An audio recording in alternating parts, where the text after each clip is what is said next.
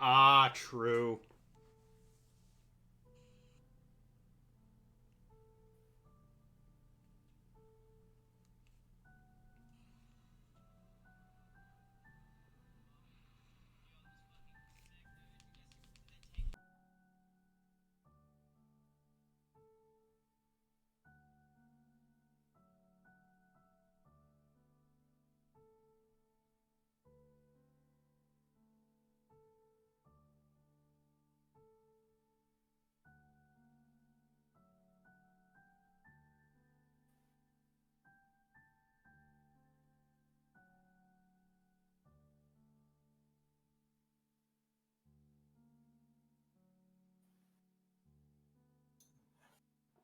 I return. Hello. Hello, Hello.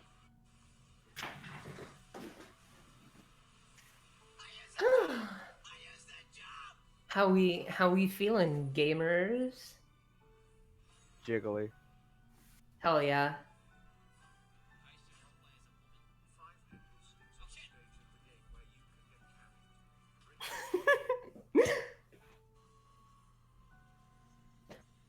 Oh yeah, I didn't actually like stretch. Oh shit. I Oh need I need god. to do that too. Whoops. I felt like oh, that is my shoulder. Fuck.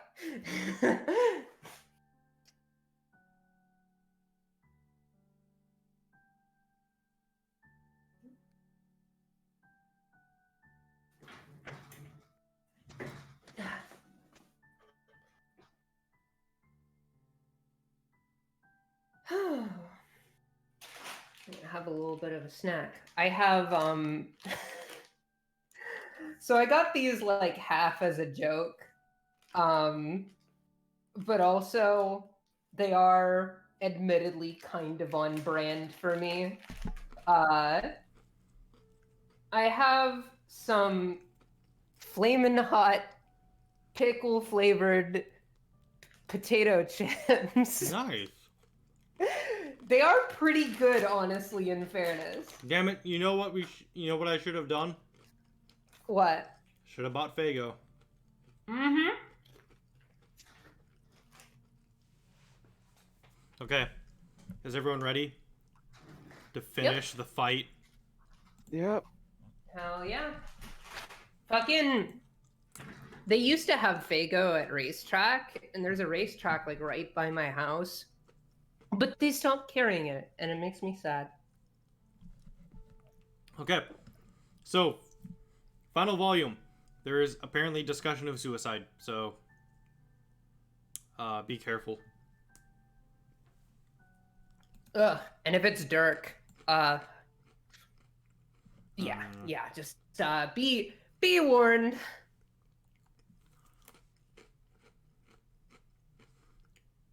Here we go.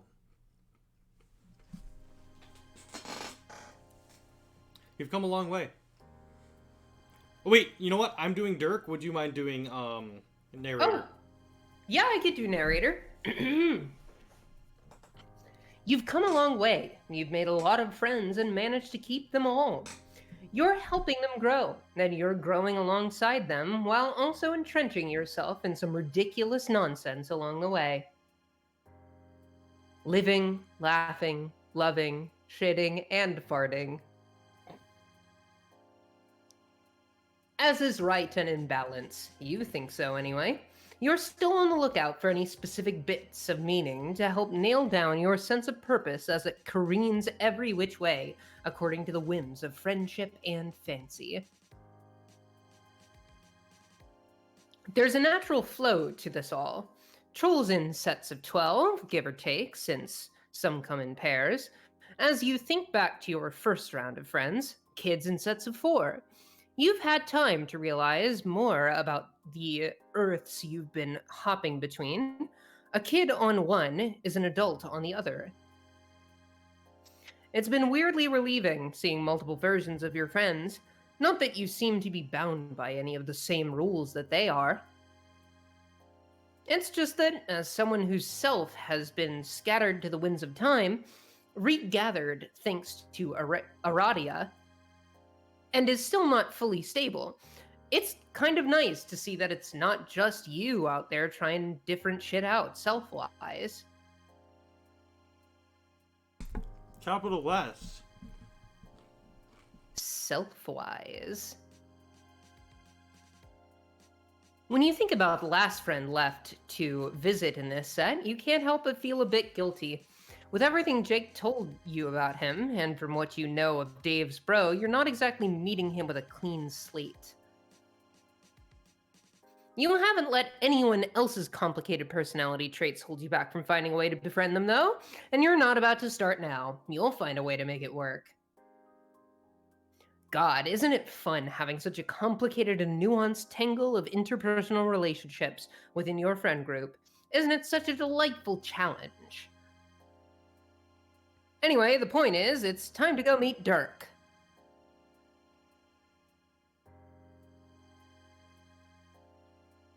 So, you go. You don't know much about where he lives, except that it's in the future, like Roxy minus chess guys. You zap on over to what should almost definitely be the perfect distance from his door. Uh-oh. There's a moment where you were weightless. Oh, we got animation. Stepping up the budget.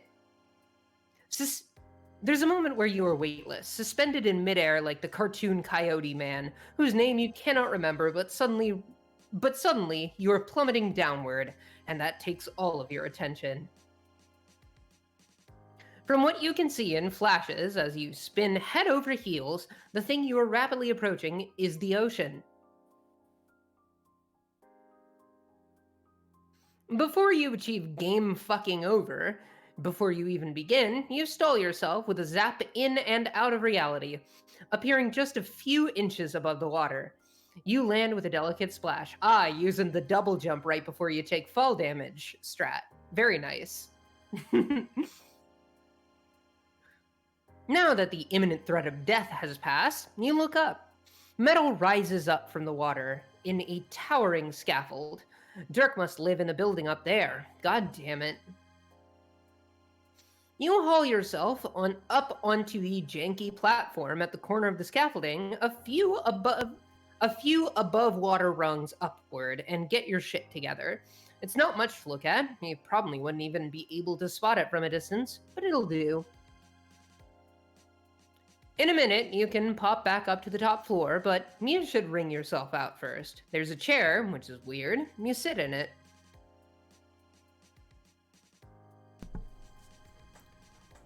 That was a slick... I believe... Yeah, no. That was a slick Yeah. fucking trick. Not that stealing the seat bit, though I do respect your presumptuous-ass placement choices, too. I mean, the entrance. Nice save. You whirl around, but there's no one there. Aside from the endless ocean, the only shit in sight is the stuff on the platform. Which, now that you're considering it, kind of reminds you of one of those outdoor man caves you sometimes see at rich people's houses.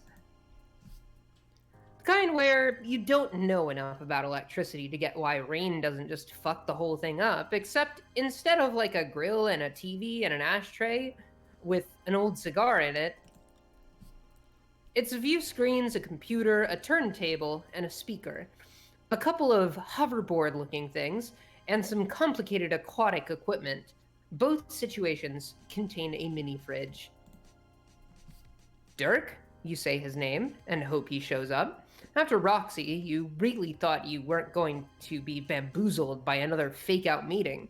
But who the fuck knows? Maybe this guy is a ghost. No, that's stupid. The one and only.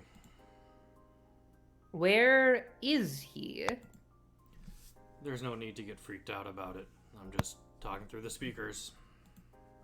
Or, more accurately, I'm just sending data through a text-to-speech converter, which is playing through the speakers. This isn't a function I'd ever had occasion to dust off, so this is genuinely thrilling. Thank you for trying and failing so miserably to break and enter the pursuit of friendship, or whatever you were doing. Oh, you know, you do your best. Is there a place he'd want to, meet, maybe? So y'all could talk in meat space? That's not exactly my forte. Let's just keep chatting like this for a bit. Bro to bro. You can use the computer if the power of my voice is getting to be too much for you. It almost is for me, if I'm being honest here. From above, there's a metallic whirring sound. Oh? Who? Oh, wait a minute. Oh, that's gotta be, the autoresponder, Oh. I think. Oh, so I Maybe. right, I wasn't talking to Dirk, I was talking to someone else just now. Yeah, oh my god! I was talking to the autoresponder just now. And now I'm talking to... Ah, shit, Daddy's home. You look up, and Dirk is rappelling down the scaffolding at an alarming speed. The jig is up, so we might as well get this shit wrapped up. Wrap this shit up.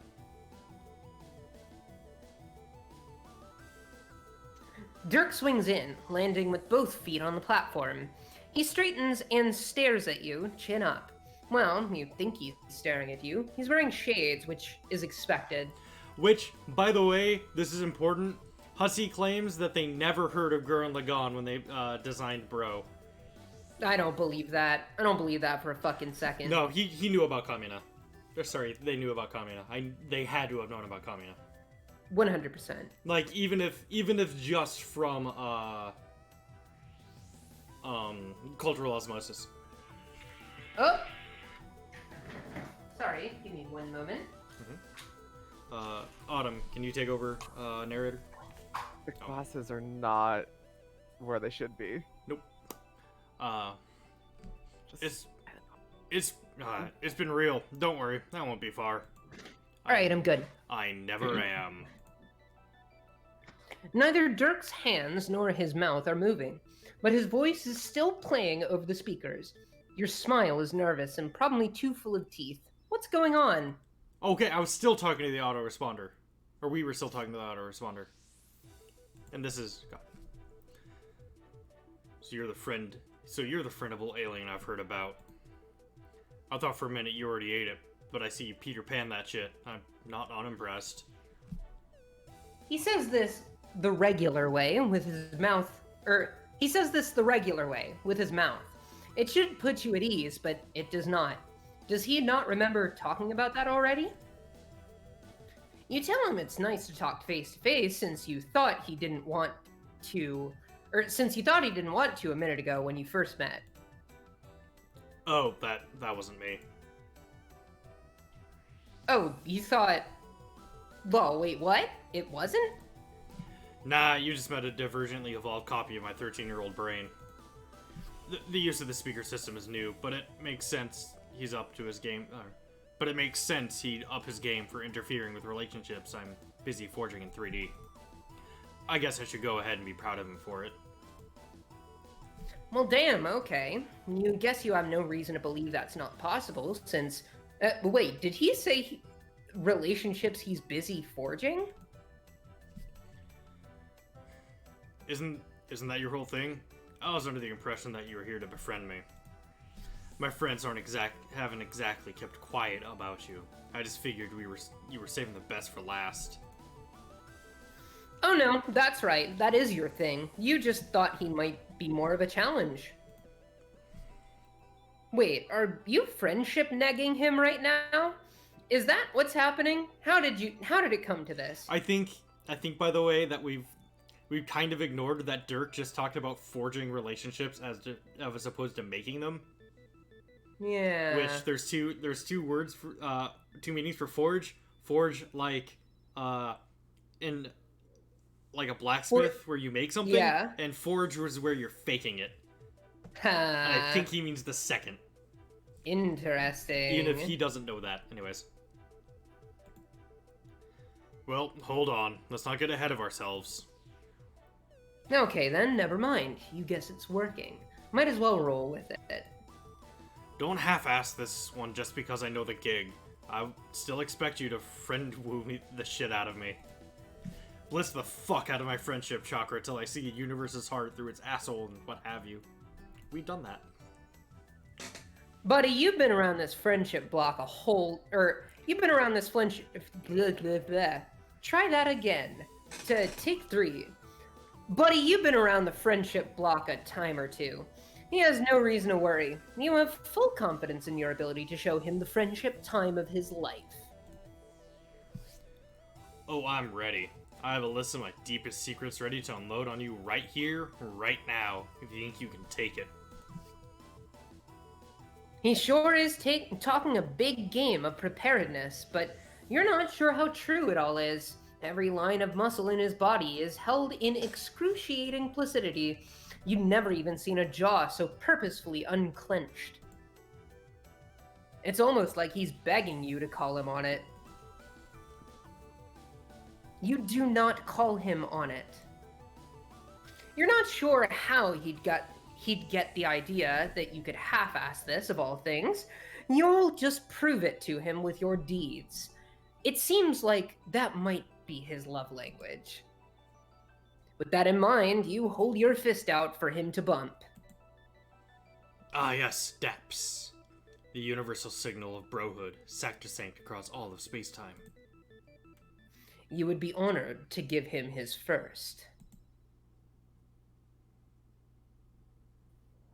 Oh yeah, the corner of his mouth twitches, not quite a smile. What kind of monster would I be to have to What kind of monster would I have to be to refuse you? You do the thing. If he is having a moment about having touched another person for the first time, he isn't showing it, which is fine. Each at their own pace, right? So now that we've got that handled, what's next on the agenda? Do we leap straight into the heartfelt Q&A, or are we gonna do an activity first? Man, what should you do next? You're not used to your friends giving you the 3rd degree about your process, so you're a little out of step. You can't tell if he's genuinely curious or if he knows he's unbalancing you. Either way, it's intense. You look around for inspiration. Grilling? Nah, you're not a couple of dads. Oh, the high-tech scuba gear could be cool. The tingle of choice pricks at your neck. I'm not sure you have the musculature to hold that up, no offense. I don't have your literal stick figure proportions in mind when I designed it, and it's built more for looks than weight efficiency, so I don't think you'd last long in it. You're not missing much, though. It's not particularly thrilling down there anyway. No, good point. You could totally see yourself sinking like a stone, flailing your arms in a vain attempt at trying to escape the in a vain attempt at trying to look cool while swimming, clawing at the metal clasps to free yourself. Just to get that, flash again. Mm-hmm. Zapping out as a last resort, but misjudging distance due to the distracting water in your mouth, it all goes black as you wonder why you didn't learn better when you first hung out with Pfeffery. What? Damn, that was a pretty detailed thought train. Haha, weird. Anyway, you could just hang out at his place instead. Wait, is this gonna be a thing where because of Dirk we can't make bad route choices and we just hallucinate them instead? Possibly. Or maybe you are a light player after all, and you're seeing the possible outcomes of your actions. Oh, but that's more of a seer of mind thing. I don't know. Oh. Point is, maybe Protag-kun is starting to get more in touch with their powers, whatever they may be, and sort of being able to intuit what certain decisions will end up encompassing before they make them. Or because they can only have 2 bad ends, that was a scrapped 3rd idea they had. That's also possible. The classic option. That works for me. You hold out your hand to zap him alongside you, but he doesn't take it. I'll meet you there. His inflection tilts up at the end, a sound shaped like a half a question he wants you to construe the meaning of yourself. What's the alternative? You piggyback ride as he climbs all the way up? He shrugs. Yeah, if you're up for it. I typically rocket board up, but a grueling climb is, but a grueling climb is as good a way as any to kill the morning. So either way. You consider your options, as much as you want to see if he actually has it in him to beast you up the entire tower. Rocketboarding sounds, infinitely more fun. You tell him as much. Hop on then. Hell yeah. He kicks it into place and fires it up, offering you his hand. You don't have anything to lose but another life, so you take it. Steadily, but fast enough so you have to cling to his shirt for safety, you fly upward. He circles the tower a few times in no hurry to make it to the top. That or he's showing off. You don't think that's it, but you're still working it out. The confidence in the way his body moves now, the subtle shifts in weight to steer the machine, it all feels genuine. Like this is a much more comfortable thing for him than the conversation was. The wind whips your face. There is sea in every direction. You land on top of the tower, and he waits for you to hop down before doing the same, and then kick flips the rocket board into quiescence. Here we are, home sweet home. I hope you're prepared for just how homey this shit is too. I've had nothing but time to flex my massive core muscles. Oh wow. You follow, yeah, he's got a certified gamer den.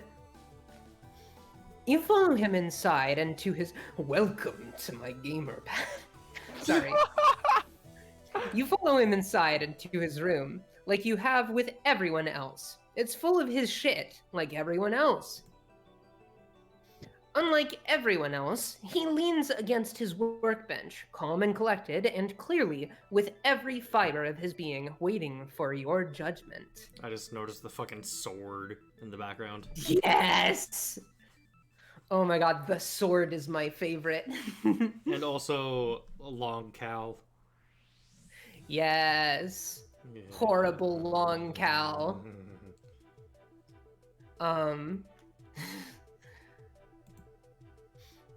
You wonder if it's weird how you can tell that about him, since it does seem like he's putting a lot of effort into the facade. You aren't sure if he's unpracticed at having an audience, or if you're just extra good at reading people by now. But it's the shit. Maybe it's the shades that are messing with you. Yeah, sorry.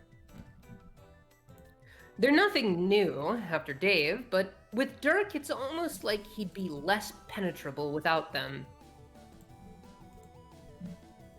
You try and focus on the decor, as he clearly wants you to do. What do we got going on? Oh, okay, and there are themes of puppets, horses, robots, and musical equipment. It's got the post-ironic whimsy of Dave's style, which you figure makes sense, considering this universe's Dave had a hand in stalking it, but with a dash of Equius's unabashed taste. That's a bit of a surprise, but sure.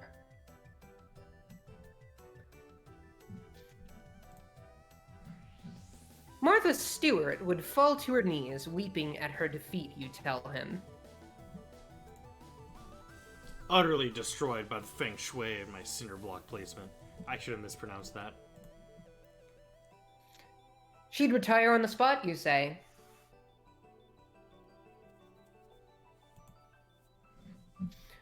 The more you play off his jokes, the more he seems to loosen up for real, so you continue.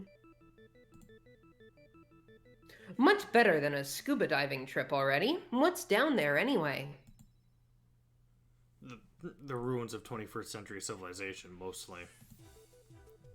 Oh shit, yeah. Boring as hell. He pauses and tilts his head, considering. I wouldn't call them boring necessarily. It's more that I found it cosmically frustrating to swim in literally any radial line and find nothing but the wasted leftovers of a dead city. Aside from being dependent on it as a source of food, the source mostly functions for me as a suffocating and inescapable natural barrier between me and the rest of human history. It's a constant lapping reminder of my situation, so I'm not often hyped to pile the decabbers on. Not sure how well my deep personal beef with the imagery of the sea will land for you, but there it is. I think it might not be so offensive to me were the metaphor less blatant. It's embarrassing. Anyway, there's the first of my layers off. Feeling fresh. Let's keep going. What else you got? It's a little unsettling how direct he's being about the friendship building process, but it's not like you haven't been categorically pushy to achieve that title with literally everyone you have memory of having met, so fair game.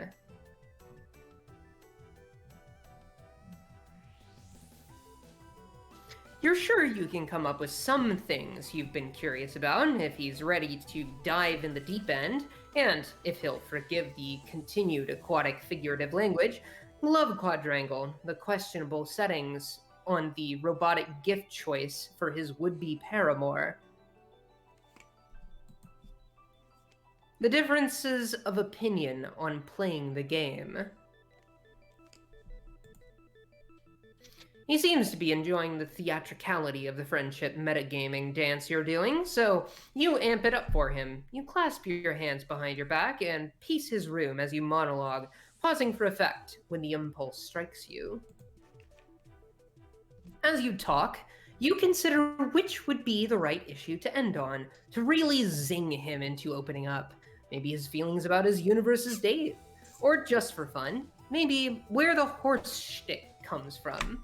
Depending on which you choose, you could end up...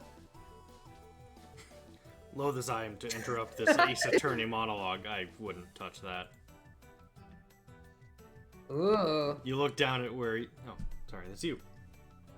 You look down at where you are about to dramatically place your hand, and there's a goddamn sword there, haphazardly stored in the hands of some fucking dead-eyed puppet.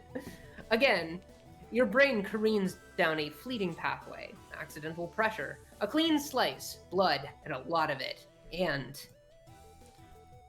Leave the katanas for the big boys. Although if you want to touch a weapon, holy shit, do I have an idea. He scoots by you and reaches into the corner of the room, coming up holding a really shitty blue sword. Sword is a loose term here, though, and honestly, holding is too. An object so shitty you can barely focus on it is sort of clipping through his hands. He holds it out to you as best he can.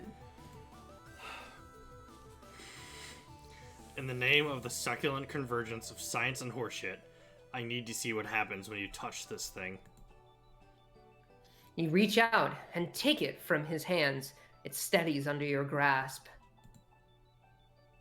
Dirk hops up onto his workbench to sit and observe, and you slice it through the air a time or two. Go no! Wow! Absolutely goddamn incredible. Something about your narrative liminality and rudimentary form must allow you to actually wield this piece of shit artifact I inherited from my bro. The implications of this are likely jack fucking nothing, but it's so easily the best thing I've ever seen. He's leaning forward, laughing, dimples carved into his freckled cheeks. There's a small twist in your heart about it, and you can't place why.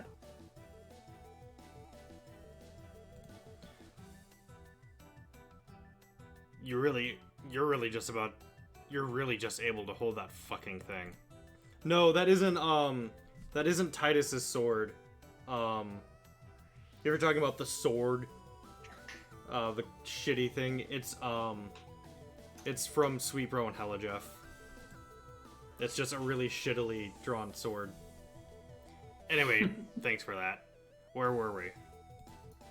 Oh, right. You were attempting to locate my weak points.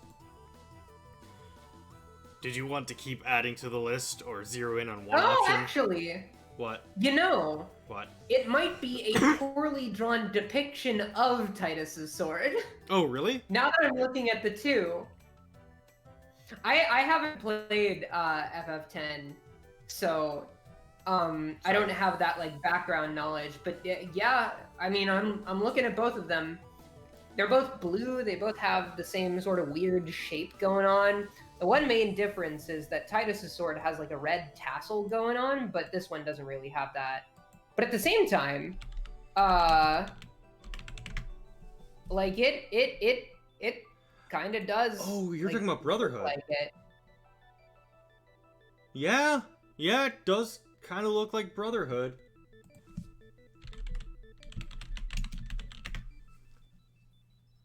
Gonna see if there's. Oh, wait! I found the actual one, the like whole ass legit one. I'm gonna pop it in the stream and podcast stuff. Okay. The Pallid Bulg, which actually that Oh, because it's a Cal sword. yeah, but also the fucking this is a different sword obviously, but like Dave gets a sword called Khalid Fulch, which I would not put past that being a reference to. But yeah, no, that right there, that is like whole ass the sword.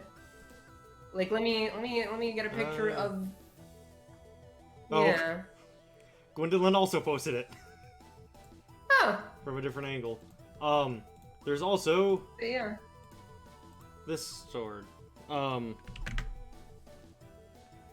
Homestuck, which also looks a lot like Brotherhood and Caldeborg.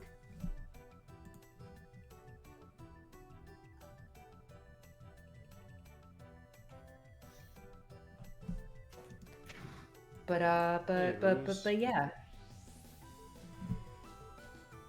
Although if you So want to touch a weapon, holy shit, do I have an idea. Oh, wait, I think you scrolled back a little bit. Oh. Oh, god damn it. Because I clicked. Wait, no, that said something. Just isn't there. Oh, okay, never mind. You're really just able to hold that fucking thing. He clears his throat and settles it down, adjusting his glasses.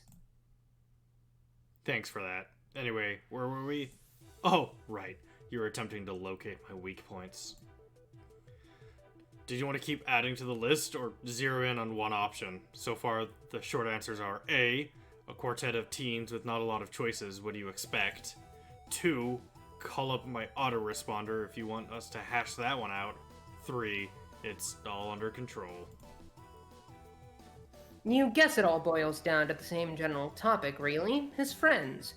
That's where his whole thing always ends up, anyway, right? Especially since you're his pathway to being able to hang out with them now. Dirk just shrugs. Huh. You thought he'd have a stronger opinion about that one. Doesn't he want to hang out with his friends? Doesn't he want to finally meet Jake? He wrinkles his face like you just shoved a lemon in his mouth. Come on, dude. You can't just spirit me away to the person I want to see most right off the bat. At least make me try and earn it first. He shifts his weight. The light from the window, bounced off the choppy mirror of the ocean, is bright against his back. Does he have to earn it? You mean, doesn't he think he's had... doesn't he think it's been hard enough already? His laugh this time is hollow. Is there a cap on that? You're not sure, but your whole existence is a series of cheat codes, so what else does he expect from you? You whip the sword around a few times to prove your point, but it kind of makes you dizzy to watch, so you put it back in the corner. And anyway, you know he'll cave at some point. How else is he going to get to see them now that the game is off? He shrugs again. What? What? Does he know they're not playing any or he does know they're not playing anymore, right? Like they're not even talking about a larger operation to shut the whole thing down for everyone on the planet? I know they think what's happening, but I'm not worried about it. They'll all play when the time comes. How in the world does he know that? Last you checked with any of them, they'd all moved on. I haven't gotten around to convincing them yet. But I will. It's clear that they've spent a lot of time with them, but my friends too. I think I know what they'll do. His dismissiveness is raising your hard-to-raise hackles. That's not really the point, though, you say. Won't trying to get them back on board just damp up the conflict in his friend group? And more importantly, why bother trying to make that choice for them? He doesn't even need the game anymore. You can just take him to see them. He can skip the machinations and just, hang out with his friends without having to prove anything to anyone. It's easy. The slight tightening of his eyebrows is the only thing that shows his frustration. The rest of him is still. The vowels in his drawl are slick and sharp, black ice on a curved country road. It's not that simple. Oh, God. I almost started trying to say that in iambic pentameter. It's not that simple.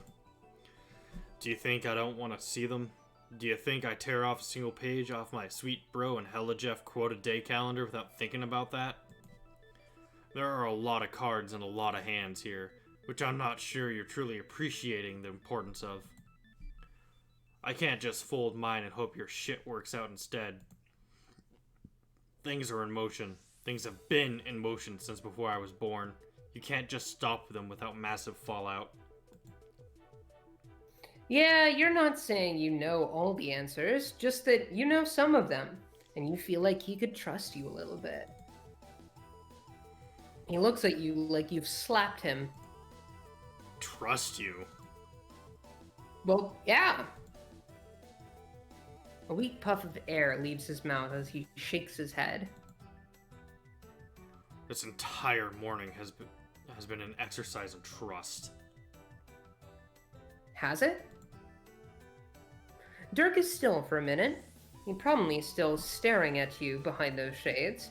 When he speaks again, his voice is steady, but the room is heavy with every ounce of tension he's suppressing. Okay, let's sketch this out. What are the parameters of vulnerability you would count if the ones I'm extending don't? You were just freewheeling there, but you guess you gotta come up with something concrete for him. Okay, how's this? He does all this dangerous scuba diving and sword fighting and rocket boarding shit that could go sideways at any moment, but he wouldn't even let you zap him. There's an example. Okay, yes, that's true. I want to be the only one in charge of endangering my own life. You got me. But trust isn't only meaningful if it's given completely, or in terms of physical safety.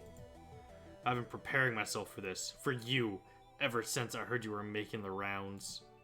I was ready to... He trails off, shaking his head. His wordlessness seems to frustrate him more than anything you've said. He seems really unpracticed at getting riled up, and you wonder how often someone pushes his buttons like this. You're not really sure how the two of you got to this point. Argumentative isn't your main mode either, and you can tell you pushed too far. Never mind. Here. He hops off the workbench, rolls his shoulders, and grabs your hand. Do it. You don't ask where. You pick somewhere close by. You pick somewhere close by, but scary enough for his thrill-seeking ass to feel like it was worth the effort. The air up at the top of the tower on Dirk's roof is calmer than you would have thought it would be. He drops your hand and steps back, leaning against the landing. Crushed it. See, sometimes trying new shit and trusting people with your well-being can be fine. Sometimes all you need is a friend to prove that they have your back. So, question: why did he just take a Dirk to somewhere he can just go whenever? Like, Dirk has a rocket board; he can just fly up the tower.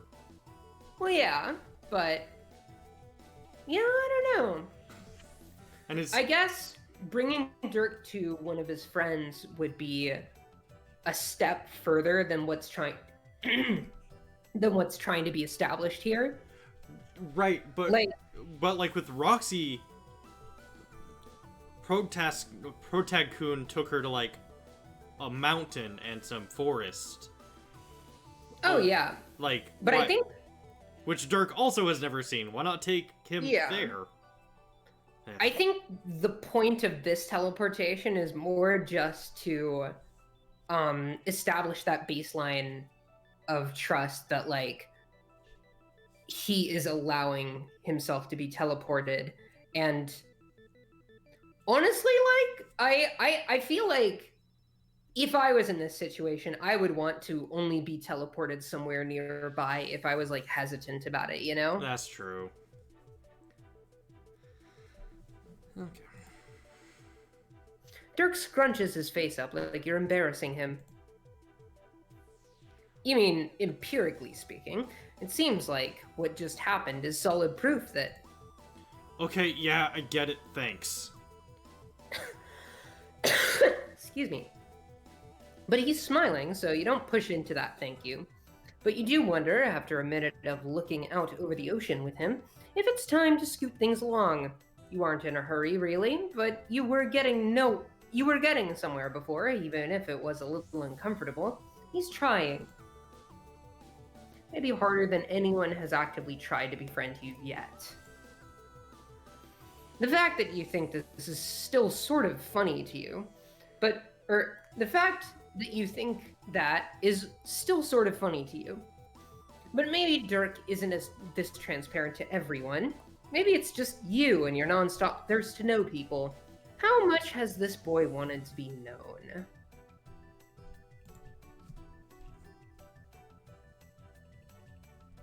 Oh. You remember your earlier skepticism about him and laugh to yourself. You haven't had to make yourself try to like him at all. You just do. Weird uptight shit and everything. There's a lot of Dirk going on in there, but you're ready to try and understand him more. It's what you do. So you press on. Ooh hoo hoo hoo. Another choice. An actual choice for once.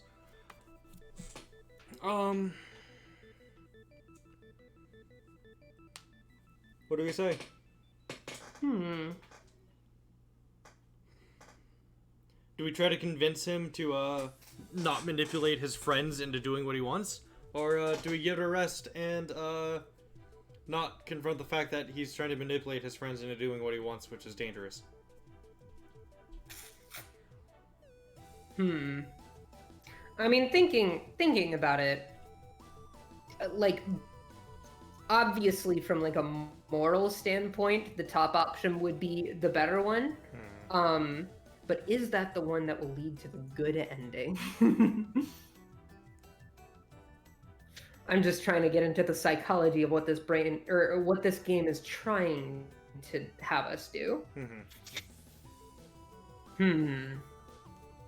I feel like,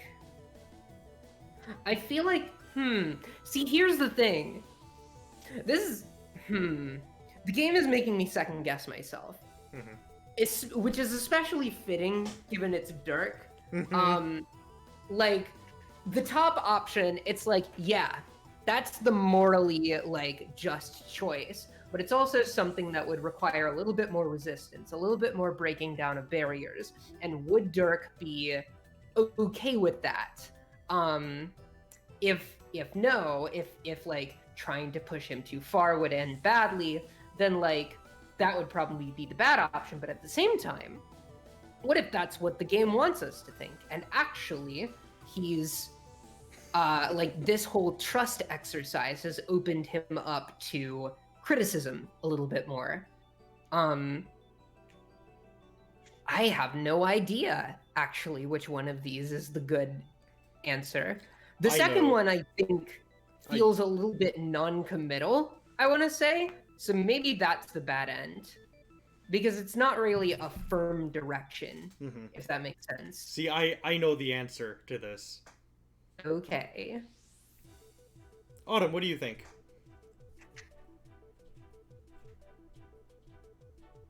Autumn, are Huh? you still here? Hello. Hi. What do you think? Are you tired? I'm extremely tired. Oh. I honestly don't know. Okay. Do you want to know which one takes to the good ending and which takes to the bad? Oh, do you know? I do know. Because I looked up a guide to make sure we got all the endings. Okay, I just want to get the bad endings out the way. Okay. Like, for picking between two. I'm not a sleepy baby. Okay. Ash, do you want to know which one takes us to the good ending and which to the bad?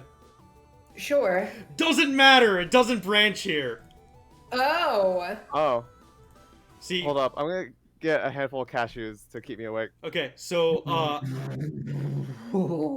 couldn't actually make a decision there. When I clicked either one, it didn't do anything. And now this has shown up. In yellow text! I wonder who this is. Mm-hmm. You know, I was worried. They were making Dirk a bit too likable. Ha ha ha. My kiwi starfruit has become really gross. Oh. Because, like, some of the fruit sank to the bottom. I think the starfruit sank to the bottom. And the kiwi's on top, but I'm almost done, so it's like thick sediment. Like mushy and... Like thick fruit sediment. Yeah. I'm back, I have my hands filled with nuts. Nice. Haha. So this is bad. Yeah. Is it though? Yes. Holy shit, this is excruciating. I keep thinking if I ignore this bullshit, it'll sort itself out, but Christ. I don't need to see this. No one needs to see this. What the fuck? Huh? Wait, can he not hear? You've stopped the choice train once before yourself, but you've never been interrupted by someone else. Oh no, Homestuck 2 day, Dirk's about to arrive. I thought we were having a chilled bro moment until you just now. I have no clue what you're talking about. I can't believe I was ever this pathetic. Dirk, you had all day, every day to do nothing but get swole in both body and mind. And this is how you spent your time? Looking wistfully out at the sky. No wonder you're out here falling for this friend simp's weak shit overtures. Oh my god, what? Once again, you find yourself looking around for a Dirk who is nowhere to be found. Regular Dirk, who you were finally getting somewhere with, is looking at you like you've lost your last marble. Dirk really doesn't hear that. It sounds like him, just like older and meaner. No, dude. Are you okay? Fine. If your meager little brain needs me to assume corporeal form in order to process this, I'll do it. Feast your eyes. Oh, okay.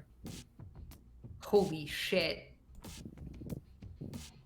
Holy shit.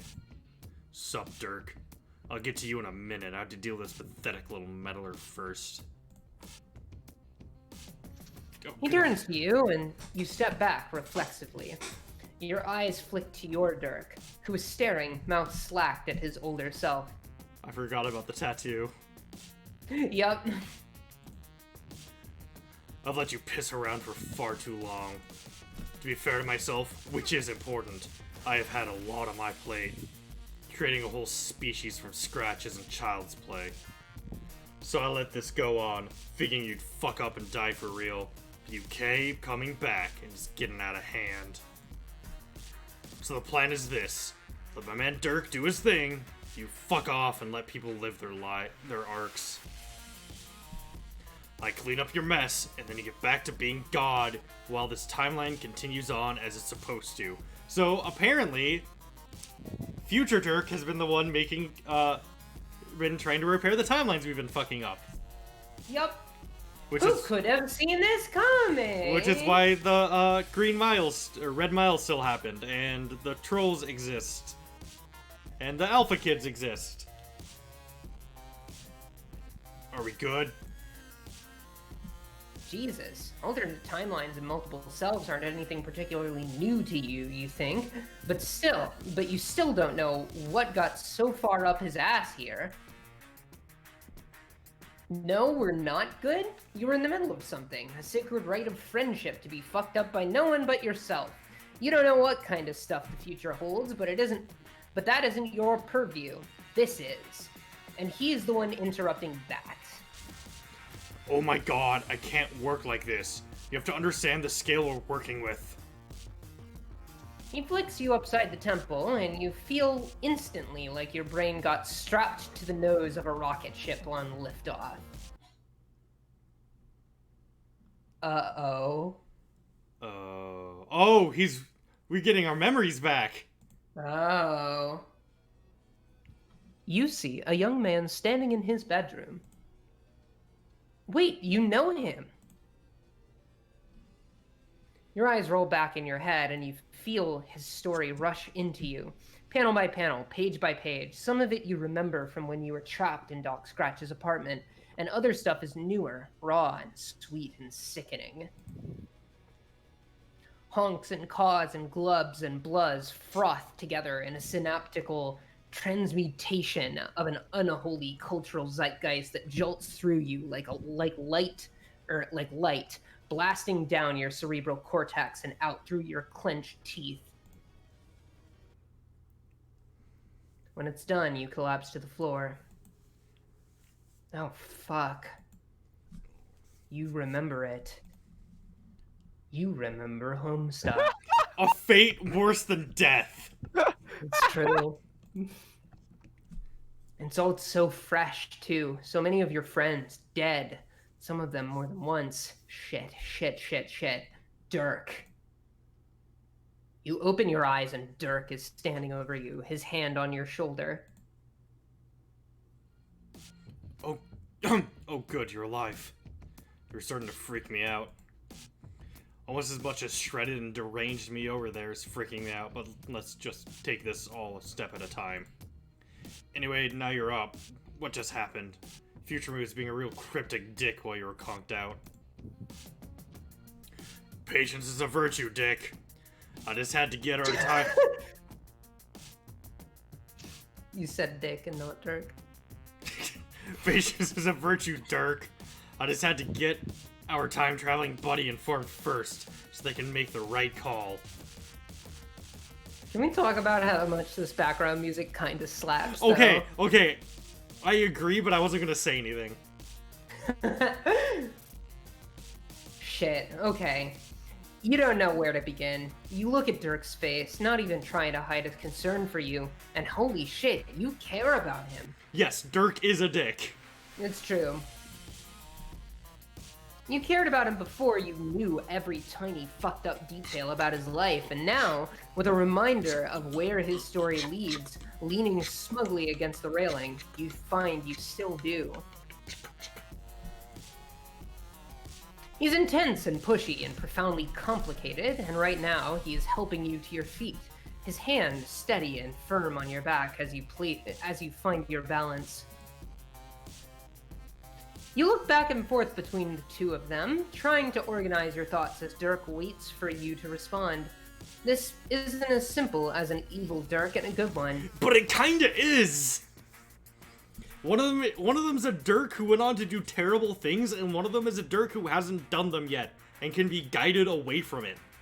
Yeah, this is the thing about all of these characters, and why I think, like, being super duper duper harsh about their actions is maybe, like, you know, they definitely deserve to be criticized, and definitely, as far as the story goes, are.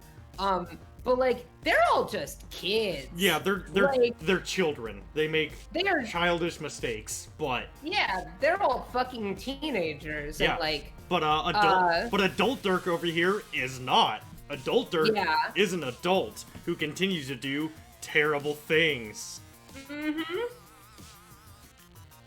Anyways, this is incorrect. You can't see my cursor, but I'm circling old Dirk. There's I very can much an see it. evil Dirk here. if you've learned anything from your travels, it's that everyone has the capacity for hurt inside them, and everyone the capacity for love. It's just a matter of proportion, of choice, of circumstance, of time, and if you're being fair, of interpretation too. Friska did nothing wrong. Part of you wants to grab Dirk and run, save him from this trajectory he's on. But then, if you claim that level of control, are you really any better than Ultimate Dirk is himself? Right, Ultimate Dirk, that's what he calls himself. Yeah.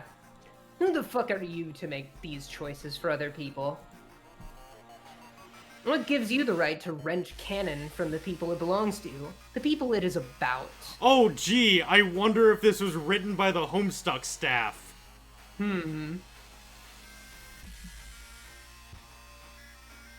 Why does it always come back to you making a fucking choice? Jesus Christ, is this a meta-commentary on people liking fanfic more than the comic? Oh, if it is. Well, but, okay, but if it is, that's completely counteracting the point of the epilogues and Homestuck too. That was their thesis statement, is that fanfic is just as valid as official work. So this would be directly countering that thesis statement. Okay, we have to see how this ends. Maybe there's a point where we go, yes, that is true, and there's an ending that goes, no, fuck off. Fanon is just as important to canon in a culturally, etc., etc. Go ahead and answer him. I'll correct you if you get anything wrong. Don't worry. Oh, you bet he fucking will, you say. No doubts there. You pause your internal debate, take a deep breath, and explain things to your friend. This is the Mega Dirk, the combo of all splinters of Dirk, fermenting in his flesh container and not holding on to his shit nearly as well as he likes to pretend. Ultimate Dirk tisks. You wish. You ignore him and continue explaining. Ultimate Dirk has done a lot of heinous shit to the people he used to care about, to the people Dirk cares about. And he just brain blasted you with memories you used to have of, among other things, everything that will ever happen to Dirk and his friends in the future, all in order to convince you to keep everything on that path. He wants the same thing Dirk just finished arguing with you about wanting, a future where they play the game. Dirk is still staring at Ultimate Dirk. Shit. You keep going, telling him you know it might be far-fetched from his vantage point, but this is a path he goes down. Dirk finally speaks. No, I can see it. I mean, if anyone was gonna pull the I'm you but stronger, it would be all of me combined. Exactly. So now we should all be on the same page vis-a-vis what we all need to do. Which starts with this flat fuck going to wherever they came from, and the rest of us going back to our regularly scheduled programming. God, you can't even look at this guy, you think, as you look at him. He's so smug. Trapped so far down the path he's planned for himself that he can't even entertain the idea that he could be wrong without it tearing him apart. The more you look at him, the more you can't stand him. Prince of hard-ass bastard, destroying everything you worked to make. Fuck. Forget all the stuff you worried about before. How dare you let yourself be convinced he could be right? Your allegiance is not to the story, but the people within it. Okay, maybe it is going away. Maybe Dirk represents canon more important than Fanon, and everyone else represents dude fuck off. Yeah, I can see that being the case. Yeah. No matter what. Do you have a plan for how to protect your friends without the tenets of canon? No. Do you give a single shitting fuck? Also no. You know he could end you immediately, but you feel freed by the number of times you've died. You do not fear him. He's not your concern. But Ultimate Dirk legitimately could kill us. He could kill us and then prune every single other timeline that where we don't die, right? Yep. Okay. You turn to Dirk. You're sorry, you say, but fuck this guy. Don't listen to him. Everything you just remembered, all the stuff he was using to prove his point, it only makes you even more sure of what you said before, that Dirk can still be happy without all that. He doesn't have to play the game to beat it. Wow. Listen to them trying to boss you around like that, Dirk. I'll tell you what I'll tell you what you don't do.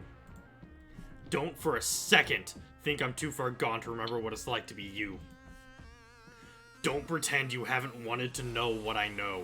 To line every part of yourself until you know it all. Feel it all. Don't be afraid of becoming who you need to become. The end always justifies the means, Dirk. We know this. Fuck that. You're sorry to yell. You never yell this much, but fuck that.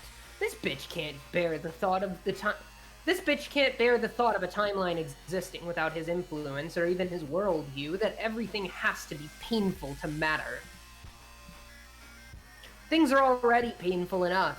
He doesn't have to work overtime to create more pain just so he can feel like he's in control of how much punishment he gets and how badly he deserves it. Yeah, Gwendolyn, can you maybe understand now why a lot of Homestuck makes a lot of fan works? Yeah, like, it is tailor-made for fan works. Yeah. And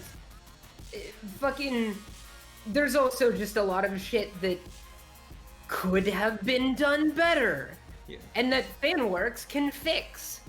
And like, that's the kind of thing that I love. Like I do love the story itself, like the original run, but it has problems, and the epilogues don't necessarily address those problems, honestly. In fact, they almost make them kind of worse. They add a lot more and just kind of magnify them. They add a lot more problems. However, I have to say one of my favorite things I've read is the scene where Dirk and Dave are together alone for the first time, and they just discuss their sexualities and how weird it is to be talking to them, and having like they both simultaneously have the first like father figure in their lives, which like I know isn't necessary to grow up. Yeah, but like it's still interesting because they're each other's fathers and brothers. Homestuck has a lot of moments in it and a lot of things to say that are profound, but are made infinitely more profound by the audience and the way they interact with those moments and these characters. Honestly, like genuinely, the fans of Homestuck are Homestuck. They've added so much more to the lore and the culture surrounding it, and just the characters themselves. They've added so much more nuance. I mean, fucking half the trolls are dead by the time the comic gets into gear, and yet all of them, every single one, has someone who, like, that's their favorite character, and there's tons of fan work of that specific character, and it's added so much more to them than anything the official work has ever done. And like, it's just, this is the thing, and it's what makes the way the Homestuck staff like think about themselves so infuriating, because it goes counter to everything they are trying to say in the actual text. Like the whole point of post-canon, with the epilogues, with Homestuck 2, even with this, is to be like, canon is dead. authorial intent is dead. You know, the story is what the reader projects onto it. It's what the reader creates as inspired by it. But then they go and they still view themselves as the absolute authority. They still view fans with dismissal and like condescension, and it's just very hypocritical, I think. I don't know. That's a little ramble. That's a little rant. That's just my opinion. It feels to me that the super poignant moments in Homestuck are on accident. I don't even necessarily think they're on accident, but they definitely are made meaningful by the fans more so than the text itself. Well, no, I mean, like, my my example of just two brothers/fathers sitting down and just talking about themselves and their sexuality and how weird it is, and, like, how because one of them is an out gay man and one of them is a closeted bisexual man. And them just talking to each other about their feelings, about their sexuality, blah, blah, blah. It feels like whoever wrote that, because I'm not sure if Hussey was using ghostwriters at that point. I actually don't know if Hussey ever used ghostwriters. Hussey, I know, used ghost artists a few times. I don't know about ghostwriters. They don't. I could have sworn that they did. They do. They touch on it a little bit, if it's the one that I'm thinking of.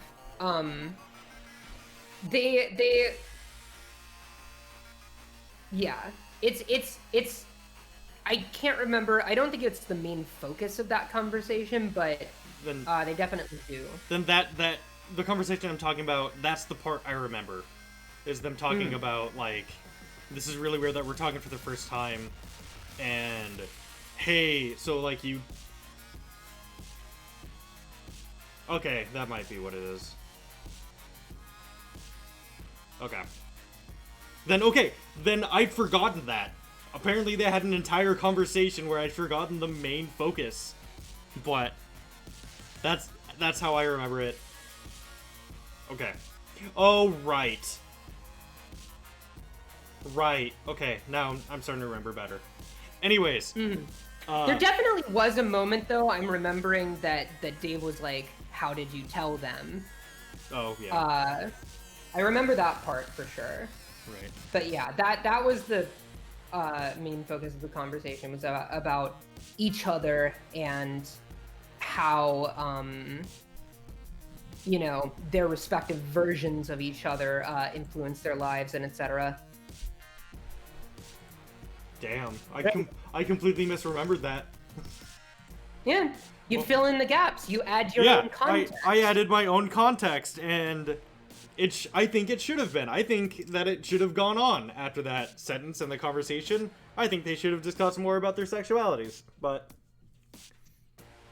whatever. Maybe it was because of my own latent pansexuality and me wanting to talk to someone about it, but, like, me not realizing it. Okay. Yeah, okay, that makes sense. Yeah. Got it. Okay. Damn. Also, hi, Recursive. I think it's been a bit since you've been able to catch one of my streams.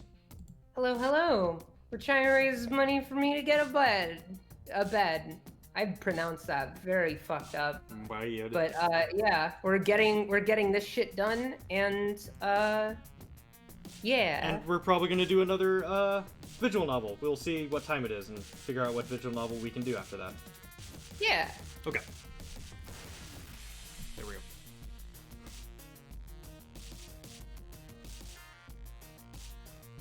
go.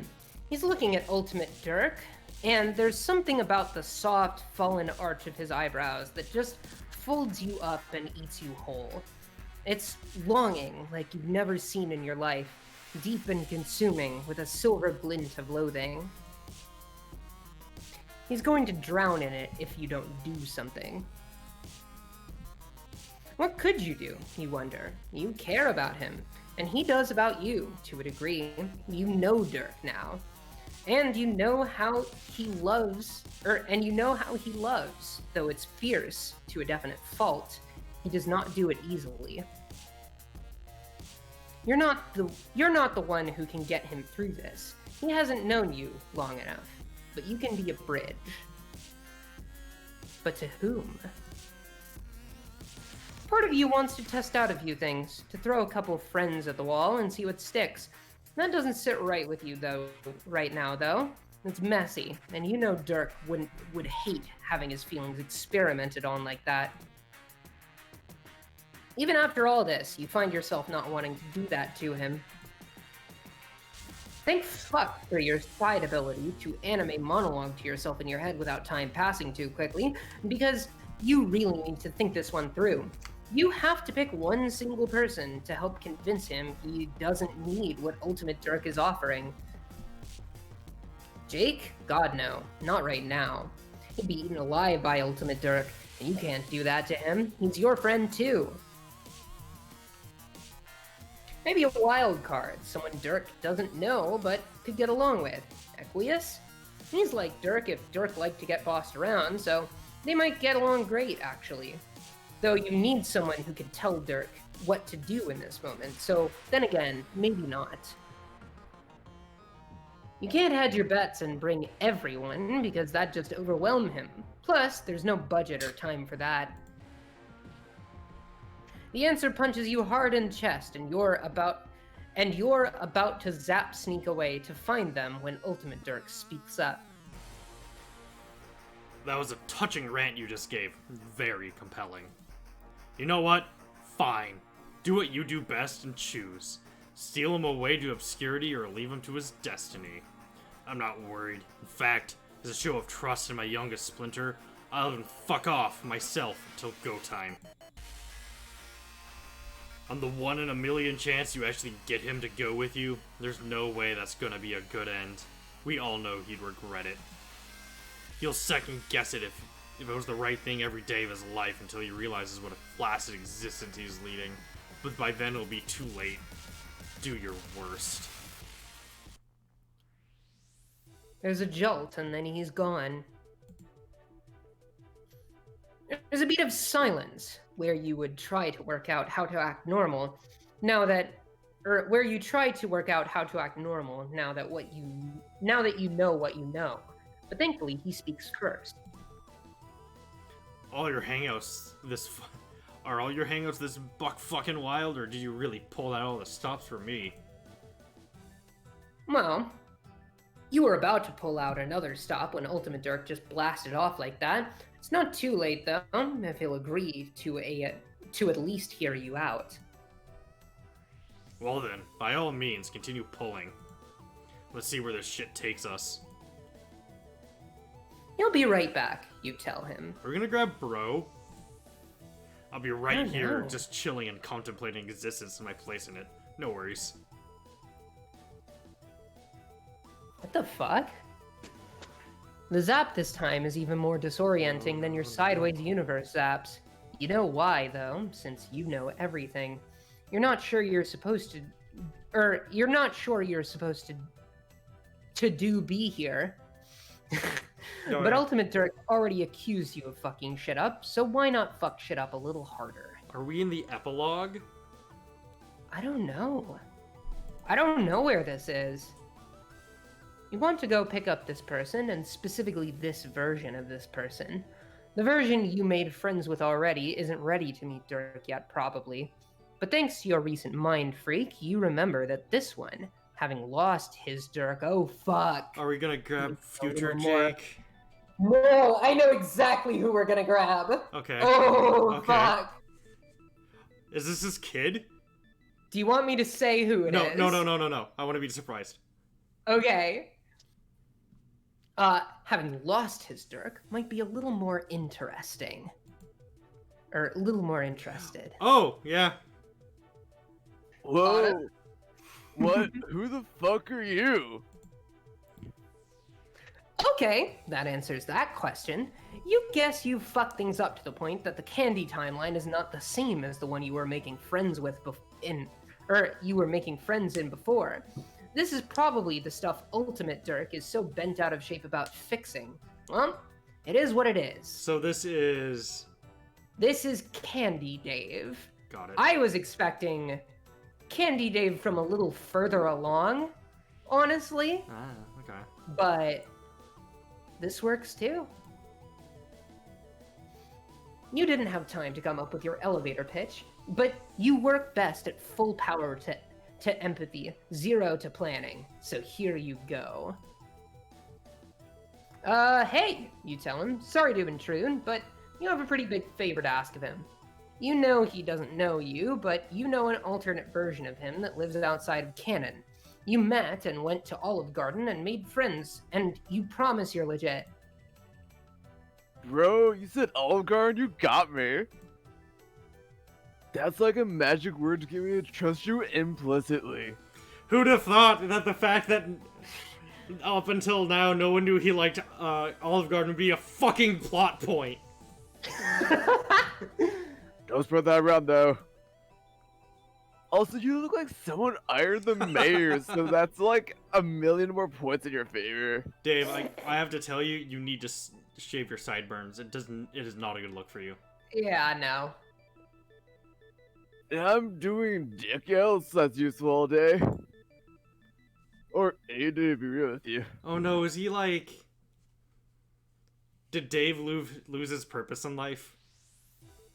A little bit. So in the Candy timeline, Dave sort of, well, okay. So in the Candy timeline, of course, Dirk dies. Right.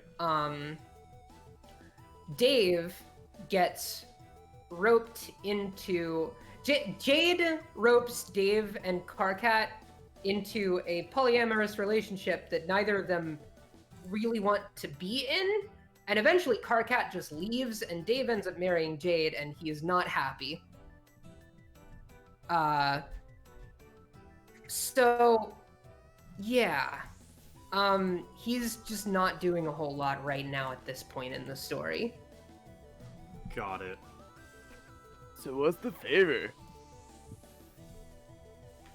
Okay, whew, great. The favor is that you need to borrow him for like a quick minute so he can help you have a conversation with your universe's Dirk. At the sound of Dirk's name, he goes still. See, Dirk's convinced he needs to take the advice of yet another universe's way shittier Dirk and retcon your whole friendship mission so that they can go off and make canon happen, which ends pretty badly for a lot of people. Your friends involved. And now that you know that... Sorry, I just want to make sure I didn't double click. And now that you know that, you really want him to just side with you and let everyone chill and hang out and live their lives. And you're not sure of all the details about how that will work yet, but the point is that Dirk... I'm in. Great. Sick. Yes. Okay. You take his hand, and off you go. When you pop back, Dirk is standing how he was when you first met him, casually braced for emotionally fatal impact. There's a moment where Dirk and Dave just stare each other down, like neither of them are fully ready to register the reality of one another.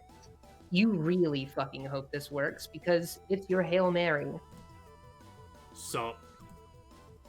Holy fuck, man, I didn't think invoking the name of Olive Garden would have this much effect, but here the fuck we are. I mean, sup. Yeah, sup. Aww. Dave pulls him into a short, back-thumping bro hug, which Dirk weathers like a cat, which... Hold on. Is the sentence that got me, not the word. Yes. Which Dirk weathers like a wet cat not trusting a towel to dry him off. So...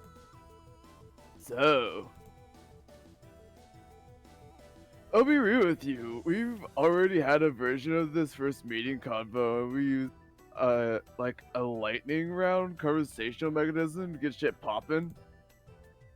But I get the feeling we don't have time for all that right now, so I'll skip a few steps for you.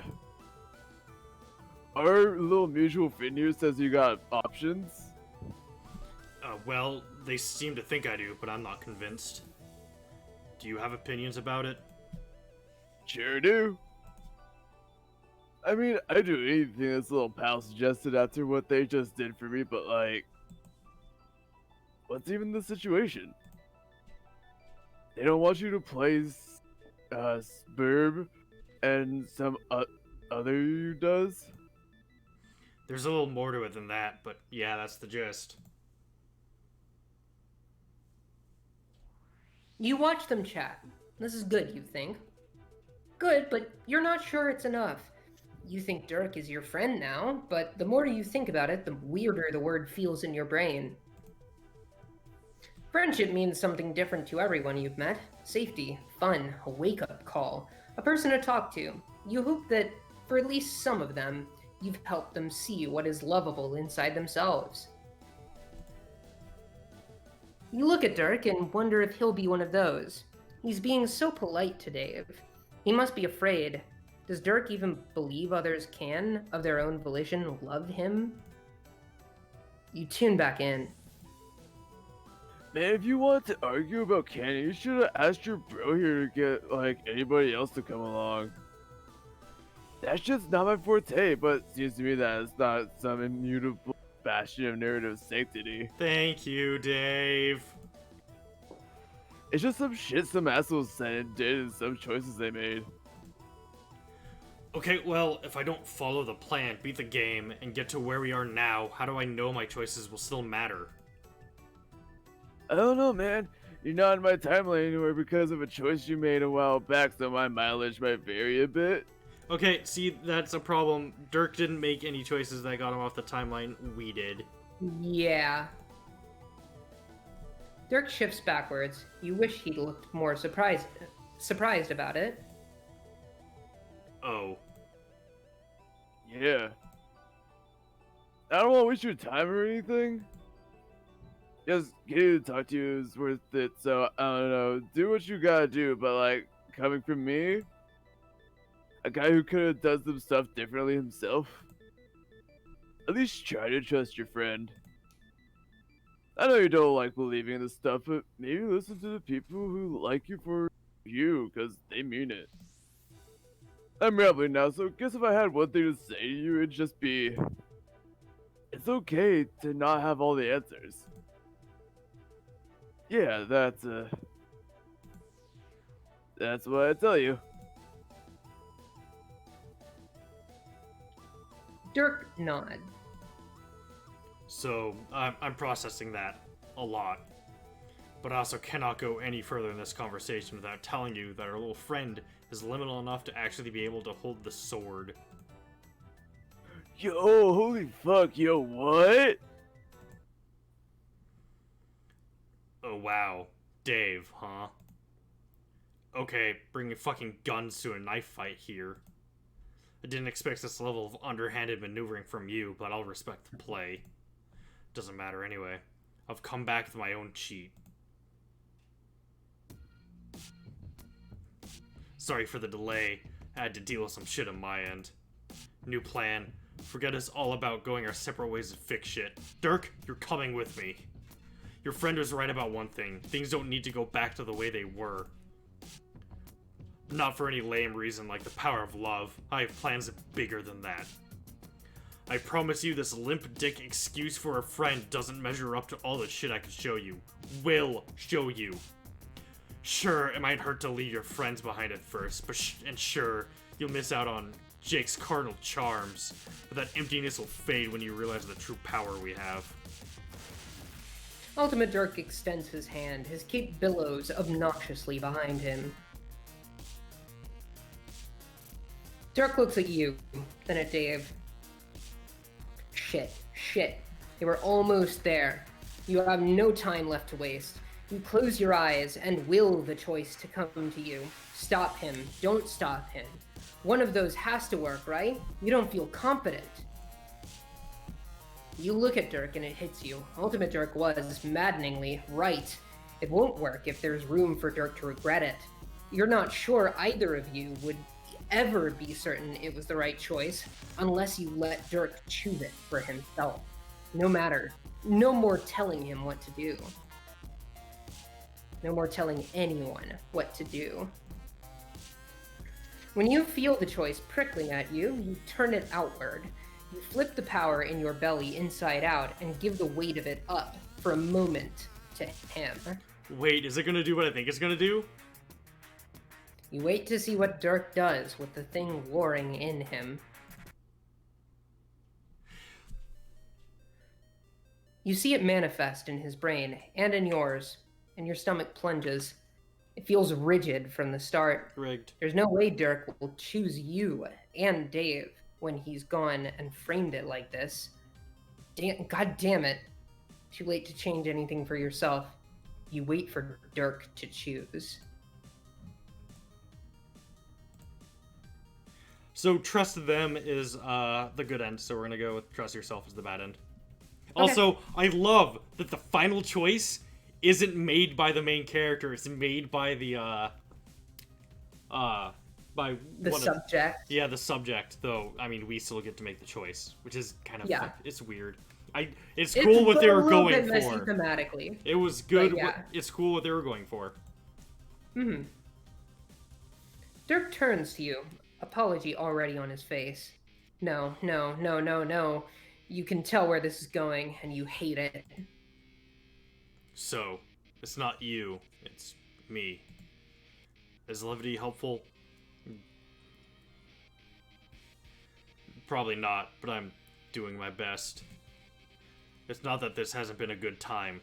I didn't expect to achieve this level of meta-contextual mind freak during our hangout, but I've really enjoyed it. This is a day I would not have thought was possible.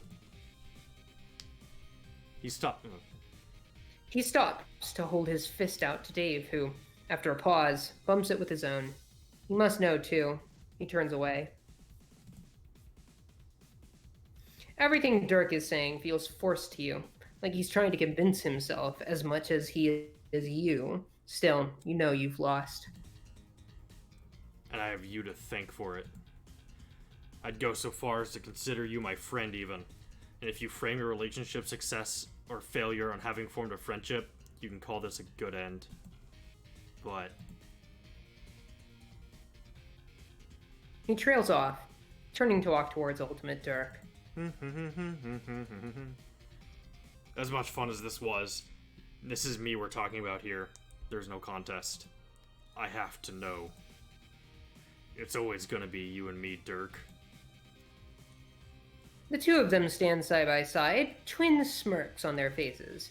Dirk's is almost believable. Goodbye. You curl up into yourself, a hunched ball on a tall tower, on a single apartment in the middle of the sea. Your brain disconnects from the sound of their conversation, of Ultimate Dirk's likely victory monologue, the static of their exit. Fuck, Ultimate Dirk would totally be doing a victory monologue to himself, and to himself. He would never, he'd never pass it up. You cry into your shitty little stick hands because you thought you fucking had this one, and somehow it feels weightier than the loss of just one friend. You feel like something bigger and more beautiful than you thought possible was at your fingertips, and now it's gone. You come back to reality at the warmth of Dave's hand on your shoulder as he crouches down next to you. His voice is thick with tears. You didn't even help him through crying. Hey bro, I'm sorry. I don't know how much longer I can chill here. Like, emotionally? Yes, this is the bad end. Can you take me home? Yeah. We didn't debate it because it was obviously the bad end. Yes.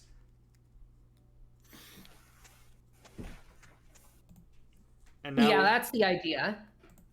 And now with the bad end. And now we choose the good end. Dirk will trust us and not himself. Sorry, man. Your heart drops, and you see who he's looking at. Guess you call this one of the bad end, huh? Luckily for you, there's almost definitely another of me that can't wait to sail the 7 seas of story with you or some shit.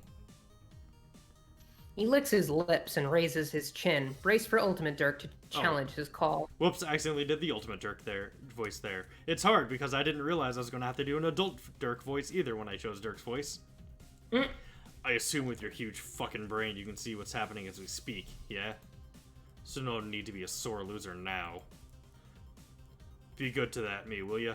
Treat him right? As long as he wants me to, I will. As long as... As right as he wants me to, I promise. Anyway, I did say 1 in a million odds, so statistically, you have to wuss out at least once. It's fucking gross to experience. Good thing it'll get totally assimilated into the other version of this conversation. Now is not really the time to play the actually it's usually just a binary card. Don't want to complicate that particular issue for him, so you let it lie. You step forward, shoulder brushing Dirk's. Don't gloat as gauche. Enjoy your moment of irrelevance before this one goes down the drain. Deuces. Yes! Hell yes! You stop your celebration when you notice that Dirk is a little shaky. Holy shit, what did I just do? This future you have in the works better be fucking good, my dude. Are you kidding me? They got it a lot. Oh, he knows it. You don't tell him you don't know every single detail yet, but you understand yourself now. You'll work it out when you need to. You always do. It's okay, you think, if Dirk is a little afraid. It comes with the territory when you let people in. And he'll have even more practice with that as soon as you can zap up some more company. It won't be smooth sailing, though. You warn him. As long as you move past the sailing metaphor, you can jack that difficulty level up as high as you like. Oh, are we at the ocean here? Oh yeah, extremely. Fuck water, am I right? 8 out of 10. Too much water. Fuck. It was 7 out of 10, by the way. Wait. Oh, Dirk turns his head slightly, and you know he's looking at you. He smiles, and you know he gets it. Sorry, It's not about... It's 7.8. Too much water. Okay. He smiles, and you know he gets it. It's not about this being the real timeline or the fake one, the hard one or the easy one. It's about it being his, if he wants it. Which you realize as you watch him turn back to laugh along with Dave. He does. Aw. Hell yeah. Daps. Yeah. Yeah. Oh! The air between you and the two of them opens up like a wound in the universe, and you feel yourself being pulled towards it. You see him in there too, that fucking bastard. Okay, we're gonna take a break here because I really gotta pee. Okay.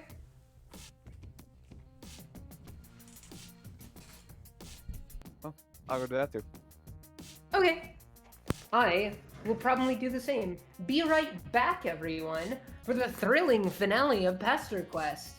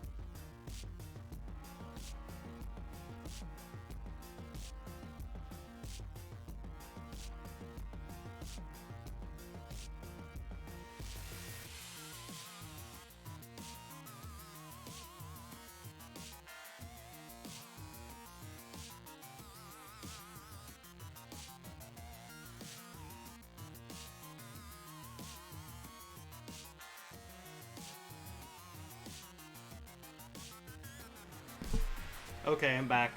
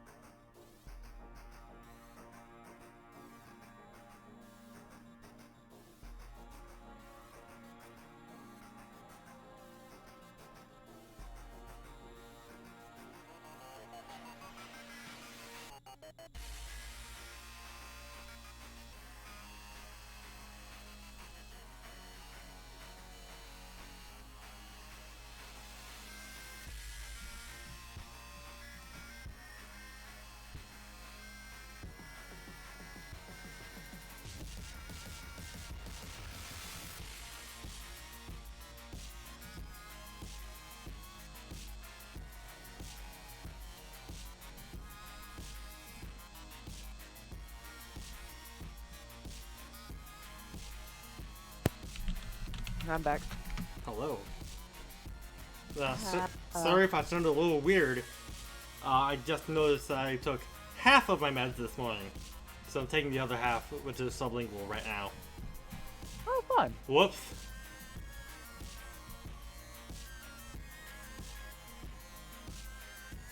Yay, shopping for something special! That part's nice, but also... I mean, obviously, also, you need to thanks for... sleep. Yeah, but, yeah. I mean, sleeping's good, but also thank you for, like, hanging out with us for so long. Oh, yeah, it's always a blast to have you here, but don't want you feeling like butt tomorrow.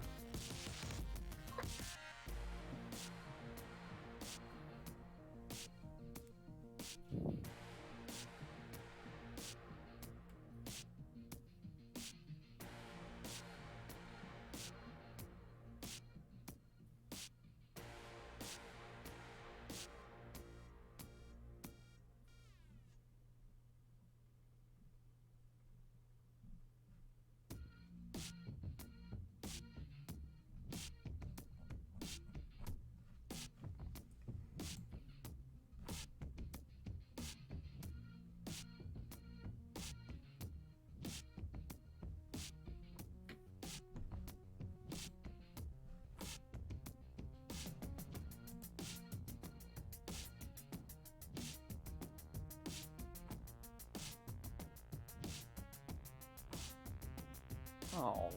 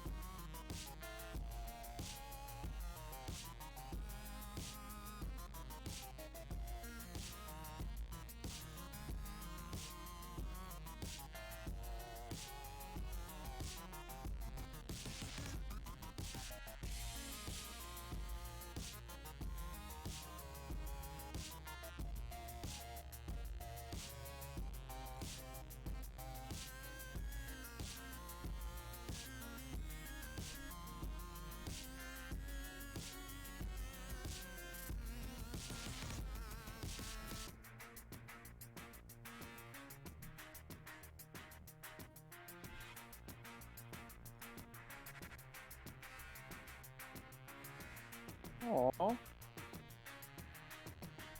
What's up? that's really sweet.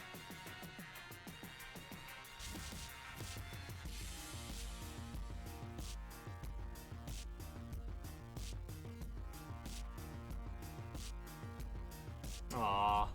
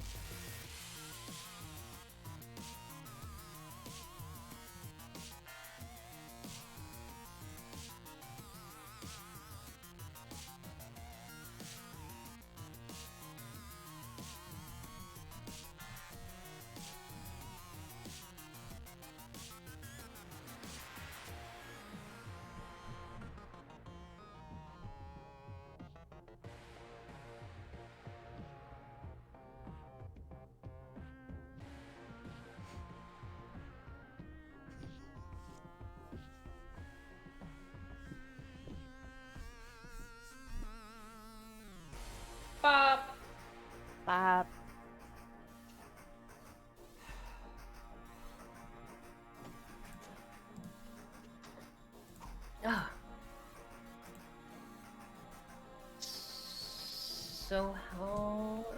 What is... Let's finish this. Yes. Okay.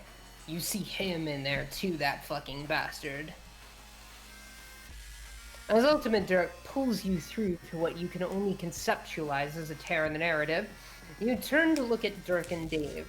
This is shortly to some bullshit, and you need to confirm that they're still intact.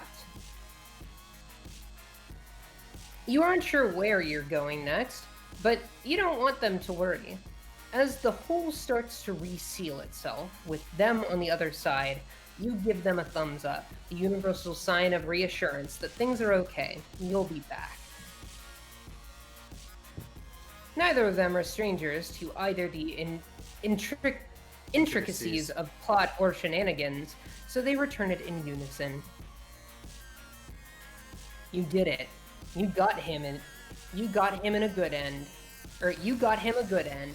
Dirk Strider is your friend, you think, as you fall through nothingness. Dave can take it from there. Wait. They're both stuck in the future now. Yeah? Oh. Because that sword isn't just for show. He really knows how to use it. You go flying out of frame, out of this volume, and straight into the epilogue. No, not the epilogue. God, this is impossible. You can't believe you are the main character of such a stupid story. He launches you straight into the post-game, final chapter, afterward? Or wait, afterward. Both of them look weird. Anyway, he launches you into the afterward, which seems to just be that drifting gray space between universes. But this time you aren't standing in the corridor, you're being hurtled along it like a protagonist-shaped missile. This is not going to end well. Sorry, T-posing god person, this isn't really your fault. It's an A-pose! It is. It's true. Oh, hey! Oh! Actually, that's an A-pose. Common mistake.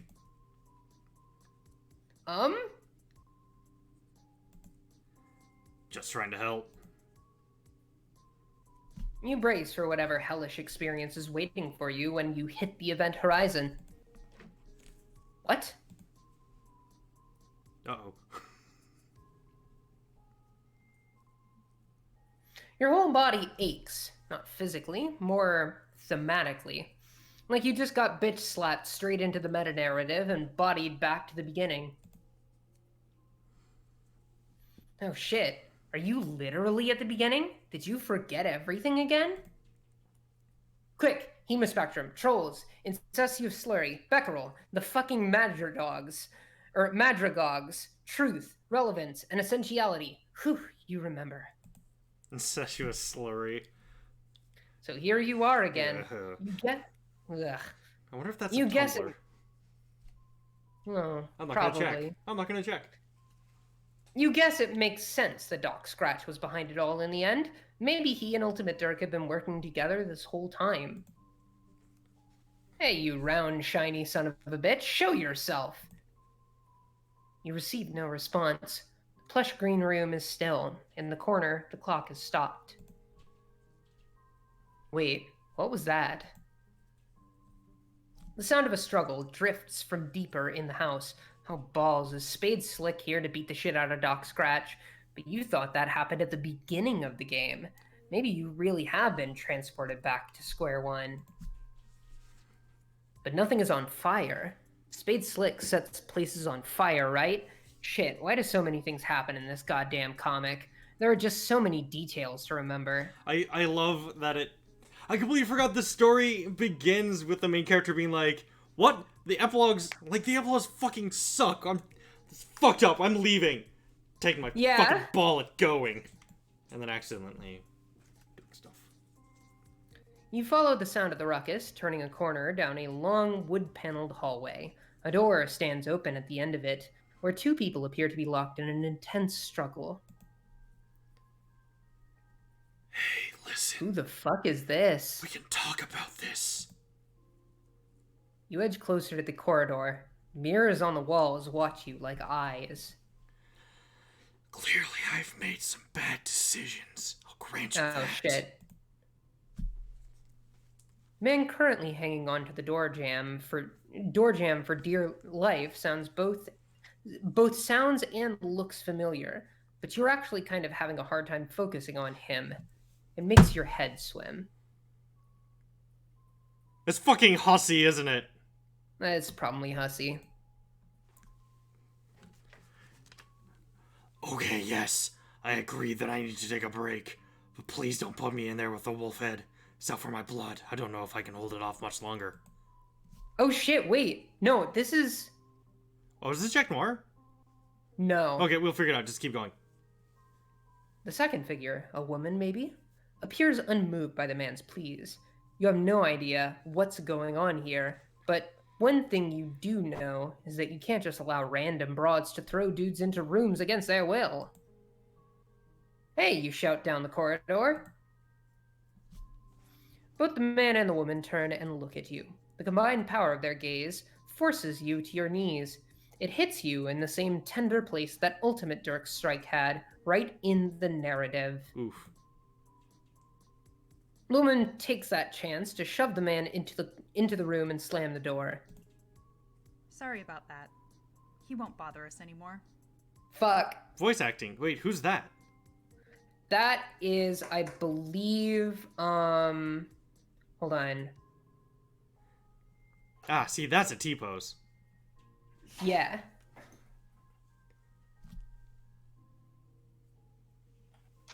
That is one of the authors of post-canon. Got it. The sound of her voice vibrates all the way into your skull. It's her. She's the one who's been doing this to you, who's been stopping you from going back to visit your friends, who's been manipulating you just like Doc Scratch did. Oh, come on. I'm not that bad. At least I hope I'm not. By the way, unmute me if you haven't bothered to already. Oh. The music in this section rules. Besides, voiceover in RenP is extremely annoying. Did you know you have to save every line as a different .ogg file? I didn't even know what a .ogg file was until our programmer explained it to me. Wait, fucking real? Oh, yeah, that makes sense. Actually, wow, this is a huge pain in the ass. Let's go back to text only. That's better. You're falling to pieces. Every part of your body is literally sliding apart and falling into the others. It's just like being hit by the house Juju. Your corporeal form is not meant for this much meta-narrative bullshit. You just aren't made for it. Come on, you're fine. She paps you on the cheek, and suddenly it's true. You're fine. She's made it so. She must be magic. Not quite. Get up, King. You do, slowly. For some inexplicable reason, you were more scared of her than you've been of Ultimate Dirk, or of Doc Scratch, or anyone else. You have a feeling that she might be the real danger here. She laughs. It's not a villainous laugh, but it's not exactly a nice one either. I guess that's fair. I'm definitely not a hero. Or maybe I am a hero, and the dude I just shoved into that cupboard with the wolf head is the real villain. Or it's the other way around and evil has triumphed. You tell her that you don't remember her from the comic you read. Yeah, you wouldn't. Don't worry about it. You can call me the director, and you're right. All of this is my fault. All of this? Yeah, I'm the reason you couldn't reach your friends, and I'm the reason your memories got wiped. What? Why? Why would you do that? Because I wanted to try something, and it wouldn't have worked if you hadn't gone in with an open mind. Could you really have made friends with any of those kids if you knew what they had waiting for them at the end of the line? Your snap response is an overwhelming yes, of course you could. You can make friends with anyone, but you know deep down it isn't true. Could you really have looked John in the eye if you'd seen him get bored by a video game monster and then lose his virginity in the back of his dad's car before literally dying? What? Yeah, that happens in Meat Timeline. Oh, right. Could you have talked to Jade like a normal person if you knew she was going to grow up to be a half-dog goddess? Could you have resisted throwing Rose and Kanaya together the first chance you got? Could you have even handled becoming friends with Aqueous, Napata, or Pfeffery, knowing what was coming for them? God, could you have even stood in the same room as Gamzee or Aridin? Right? Making friends with people when you know their story ends isn't something we're equipped to do. It's like meeting a celebrity. It's hard to be normal. You tell the director that you don't think any of this is very normal. She laughs. Ha! Yeah, you're smart. That's why I like you, MSBA reader. Who? That's not your name. Your name is... Hey, come on, leave something for the sequel. The truth is, I used you, and I'm sorry for that. But I'm also not sorry? Because these kids were born to suffer, that's what they're for. I know that sounds harsh, but it's true. Destiny wrapped its thick, inky tentacles around them and pulled them into a story without happy endings. But you changed that. You gave them a chance to grow up. Wait, you did that? But you remember the other story, the real story. The one that just ended with everything falling to shit. Are you saying all of that didn't happen? No, it happened. Well, it didn't actually happen because none of this is happening. Creators all the way down and such like. But you made this story, and no one can take that away from you. Oh my god, shut up. I can't handle this anymore. The director looks, for the first time, just a little bit worried.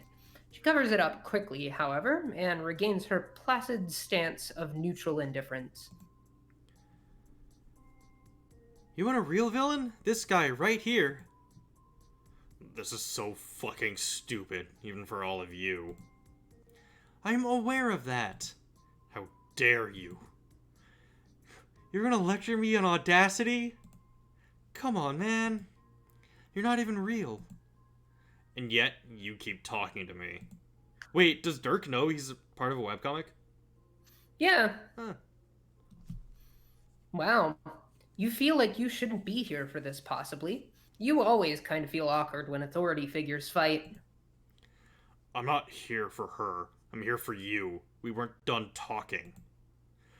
Then why did you cut the damn UI in half? I got a little overzealous. It happens. Sorry about that, by the way. You shrug. Whatever, you've had worse. Still, you don't feel very well disposed towards this guy at this point, knowing all the garbage he's done and will probably keep doing. Although, you aren't sure if the director is any better. I'm much, much better than him. See? See what I can do? Can Dirk Strider do this? Can he talk with an actual human voice? Get fucked. See? Come on. You're at least a little happy to see me. Stop flexing at me. I have a wife. For a man so devoted to swords, don't you think it's going against your character to have such enormous guns? What, these? Oh, no, they're not mine. Just an artifact of the medium. I'd say thanks, but I feel like you're gonna get, I'd say thanks, but I feel like you all got more out of it than me. Stop flirting with my audience, you anime-ass motherfucker! Hey, you're in charge. I wouldn't look like this if you didn't want me to. I actually let the artists have a lot of creative license. Nice evasion. Shut the fuck up! Okay, this bullshit doesn't matter. What does matter is that you... He directs his anime gaze back at you. This isn't just about Dirk anymore. You're zapping around and ruining everything. I seriously can't even begin to unravel the utter saccharine shitpile you've created. You have absolutely decimated everyone's character arcs and motivation. Seriously, Aridin got a gender arc? Come on, man. There's actually plenty of seeding for that storyline in the comic proper. Aridin's relationship to femininity is really... Do you realize what you've done here? You've completely stolen their destinies from them. You guess you did, but now they've got a chance to be actual teenagers and grow up in a world that isn't trying to murder them constantly. Well, Alternia's still doing that, but at least they won't be in a hostile video game environment. You've ruined them. But they're happy. Happy people don't get stories told about them. That isn't true. That can't be true. You look at the director for help. Surely she knows what to say. After all, this happened on her watch. She isn't looking at you. She's looking at the ground. She knew what she was doing the whole time. She knew how it would have to shake out. When were you planning on telling them? I was getting there. She knows that. The prince knows what he's talking about. Nobody has thought more about causation and narrative flow than he has. Fuck. You shake your head. For a second there, it felt like things got a little screwy. Hey! She claps her hands in Ultimate Dirk's face. Cut that shit out. Leave him alone. Then stop wasting my time. She sighs. Fine. She appears to gather herself, folding her hands in front of her like she is about to recite a poem. This has been a really interesting experiment, and I'm glad we got to do it. I've definitely learned a lot. But look, I need you to go back and give that beta to John. Because without that, they never play the game, the story never gets told, you never read the story, you were never here. Wait. Isn't this just another timeline? A doomed timeline or whatever the fuck? The director shakes her head.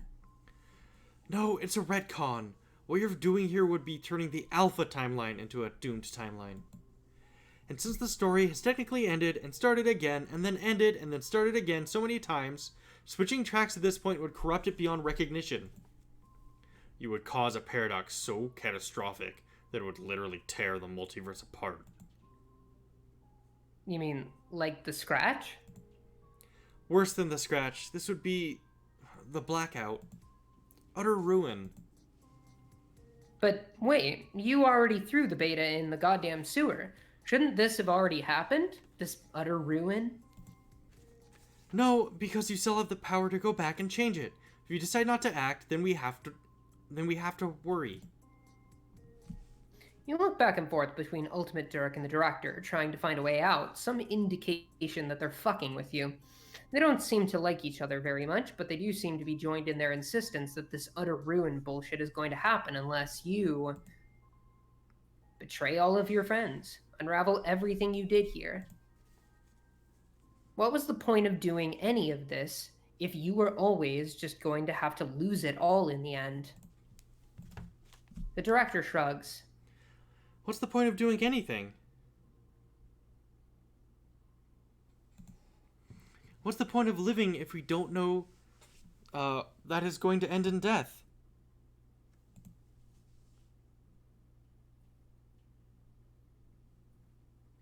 Why do we open up a book if we know we'll have to close it? Yeah, that's what you're asking. You don't just want more questions, goddammit. I'm sorry. I don't have any answers for you. Just an option screen.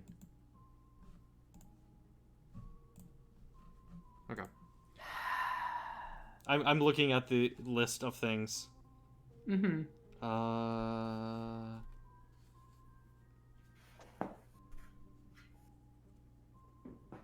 Oh, okay. So first we choose don't. And the game closes itself. Oh. Because the game can't continue unless we betray our friends. So, let me just boot it back up. So we're getting an Undertale situation here.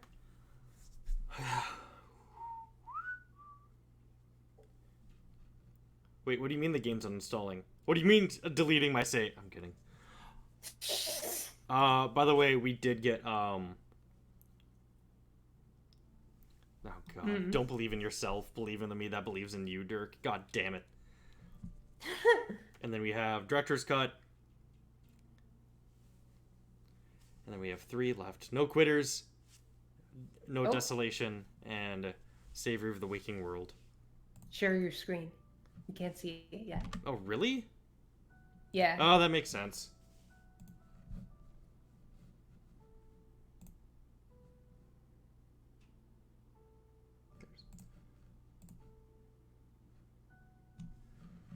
Okay. So we have to betray our friends. This sucks.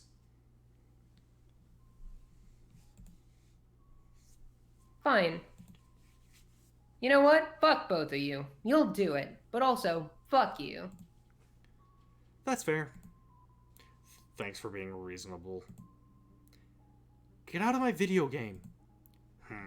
I don't think I will. I'm gonna stick around and watch everything you tried to do here get flushed down the toilet of bad spin-offs. The director takes a step towards him. They aren't fighting exactly, but they're doing something. You have the distinct impression of 2 people fighting over a pen or elbowing each other out of the way in order to type at a keyboard. Wait, who's the person who got thrown into the room? Hussy. Okay, I thought that was Hussy. You Are feeling little dizzy. again. Andrew Hussey would never do this to me. The director takes a long, tired breath. Sorry about that. Where were we? You turn away from her. You don't want to talk to her anymore. You just want to get this over with. I get that. I'll let you be alone. I'm sorry, kid. The director fades slowly until it's like she was never there at all. But the horror, the pit of ice that has opened up in your belly, that's still there, and it will never go away. Once you consign all your friends to a hero's journey full of pain and heartache, what will happen to you? Will you just vanish? Will whatever iteration of you that was created for this story just cease to be? When the book is closed, what will you be? Zap. The mailbox is here. It's all full. The little flappy dealie is up and everything. With difficulty, you pull the beta out, scattering the rest of the mail across the yard. Fuck you, bills and coupon books. Get a job. Up in the house, you see a friendly face looking down at you. You take a deep breath. Okay, so first is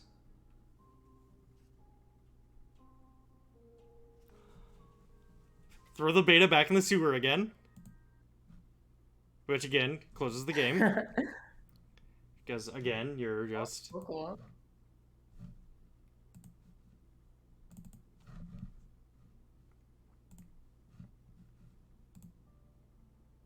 oh wow, okay. Last time it took some time to boot back up. This time it didn't take any time at all. And that got us one of the endings. Cool. You also smashed the fuck out of that fast forward button. Which is Dirk's flexing for some reason. Next we put the beta back in the box.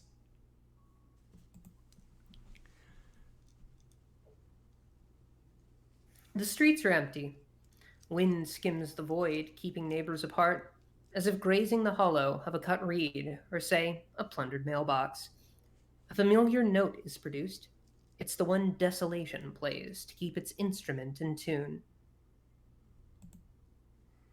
You have a feeling it's going to be a long day. Which is a reference to the first time John goes outside.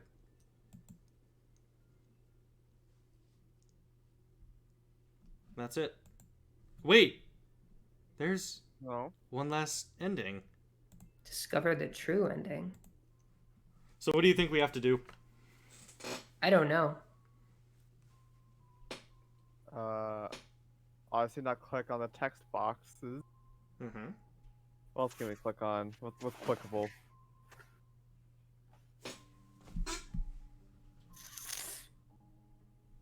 Tire swing. Nope. Window? Fast forward? That window's open. Oh, nice. Nope. No, it's not a Doki Doki thing. You click yourself. Oh? Oh. Wait, hold the fucking phone. Who is in charge of this story? Not old Dirk, not that director. Certainly not the guy who got shoved into a room with a wolf head. What? Okay, what's the thing with the wolf head and Hussy? It was a bit during Homestuck. The bit is that it's creepy. Got it. It's you. It's always been you. Why are you just doing what they told you to do? There has to be a third option. There's always a third option. There's always a third option is like my mantra in life, and I'm gonna go on a bit rant about that after this is done, so you don't have to listen to it. Cool. When the scratch happened, everything should have been erased. Everything was erased, except it wasn't, because someone intervened. Jade drew all of her friends close to her and kept them safe. She saved them. The first time you tried to bring Jade with you when you teleported, Beck didn't let you. But then later, he did. Jade told you that he'd been acting like a normal dog. Jane told you that Godcat had just been acting like a good little kitty, almost like their powers were gone. You pack in a quick circle. Pace. You pace in a quick circle. Then you hear Dad's car pulling up from behind and you zap out of there before you can get caught again. Zap. Still got the beta clutched in your hand, but you're alone on Dave's roof, underneath the blazing Houston sun. Nobody's going to bother you up here. There's something that's teasing just the edge of your understanding, and if you could only reach it. You need help. You need someone who knows about weird shit. Like a lock clicking in your brain, you understand what you have to do. Zap. Oh, it's you.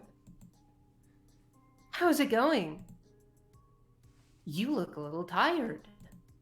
You ask Aradia if she's been watching recently. If she knows what's been going down in your part of the neighborhood. She shakes her head. I lost track of you when you hopped universes. I'm about to try to get myself out of canon for good, and it's going to be kind of a pain in the ass. So I've been trying to conserve my energy. Oh, right. Yeah, you know about that.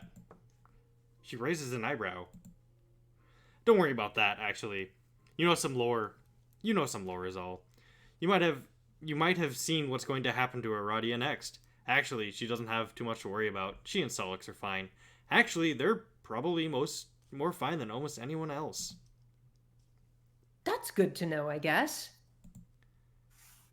So, did you figure out what was going on with your friend's situation? Yeah, you tell Aradia what's been going on with your friend's situation. Wow. Yeah. And you're going to do it? You're going to erase this timeline?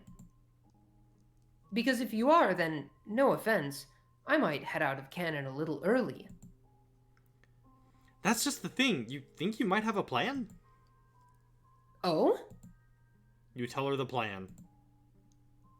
Hmm. Does she think it'll work?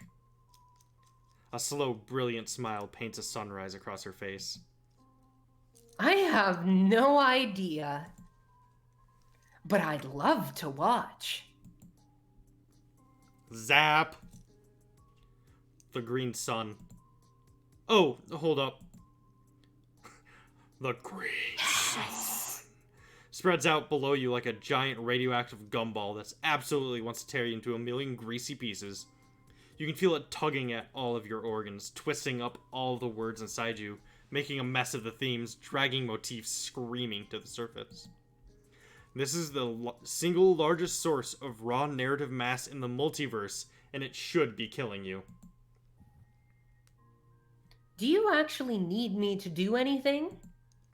You sort of just wanted her to vibe here with you in case you die? You don't want to die alone. That's fair. Hey, if you die, I'll pick up your bones for you. Thanks, Aradia. Aradia is my favorite Grim Reaper. She smiles. See you on the other side, you say. You're not sure who you're talking to. You're guessing this is gonna be pretty bad. Zap. Well, it's not bad. It's not pain exactly. Because you are inside the green sun, you don't think you have nerve endings anymore. You're just a consciousness floating in the miasma of causation. You aren't sure how this is supposed to work? Should you maybe start thinking about your friends like you are in the animes, drawing strength from the power of your social links? God damn it. You think about John and Rose and your good friend Dave. Ah, fuck, ouch. Thinking too much hurts. You aren't going to be able to count on anime cliches for this one, you guess. So you don't think about your friends. For once, you think about yourself. The impossibility that is you, protagonist, reader, carrier of the story. Maybe not every story, but this one. You've been erased so many times. You look across the rise and fall of this story and see just how many mistakes you've made, all the times you've broken your friends' trust, betrayed them, or hell, even killed them. You reach across to all of those yous, your what-ifs, your do-overs. You let the blazing energy overtake you. You open yourself up, and everything goes green. And you better be on your best behavior, Orphaner. If this partnership is going to work out. Forget this guy, Vriska. We can do this ourselves. Could you at least give a guy a chance to respond to a couple of... What's that? Yeah! Come here, kitty. I'm home. Nepeta, this cave is far too small for a soul with the heart as strong as mine. Yeah? Aqueous, what's that? Sorry, Nyaqueous, what's that? Anyway, that's why I don't eat corn dogs anymore. Fuck, I could fuck up a corn dog right now. Yeah. What the fuck? Is this a normal future thing? Earthquakes and shit?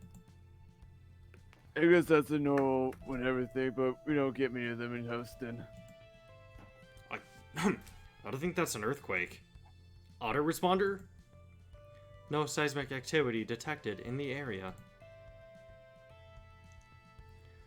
So you're telling me I wrote this? Oh. Alright, I'm green. In another history? Yes, as far as I'm aware. Incredible. It's very boring. I think it's brilliant. I mean...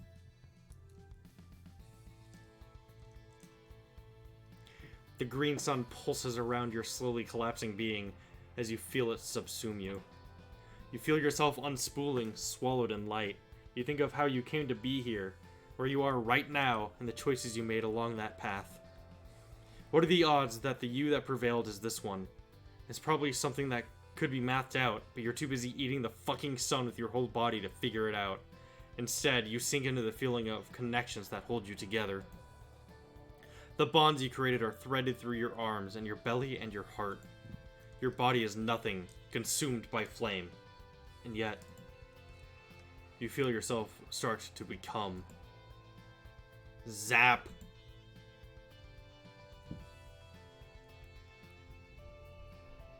The mail goes in the box.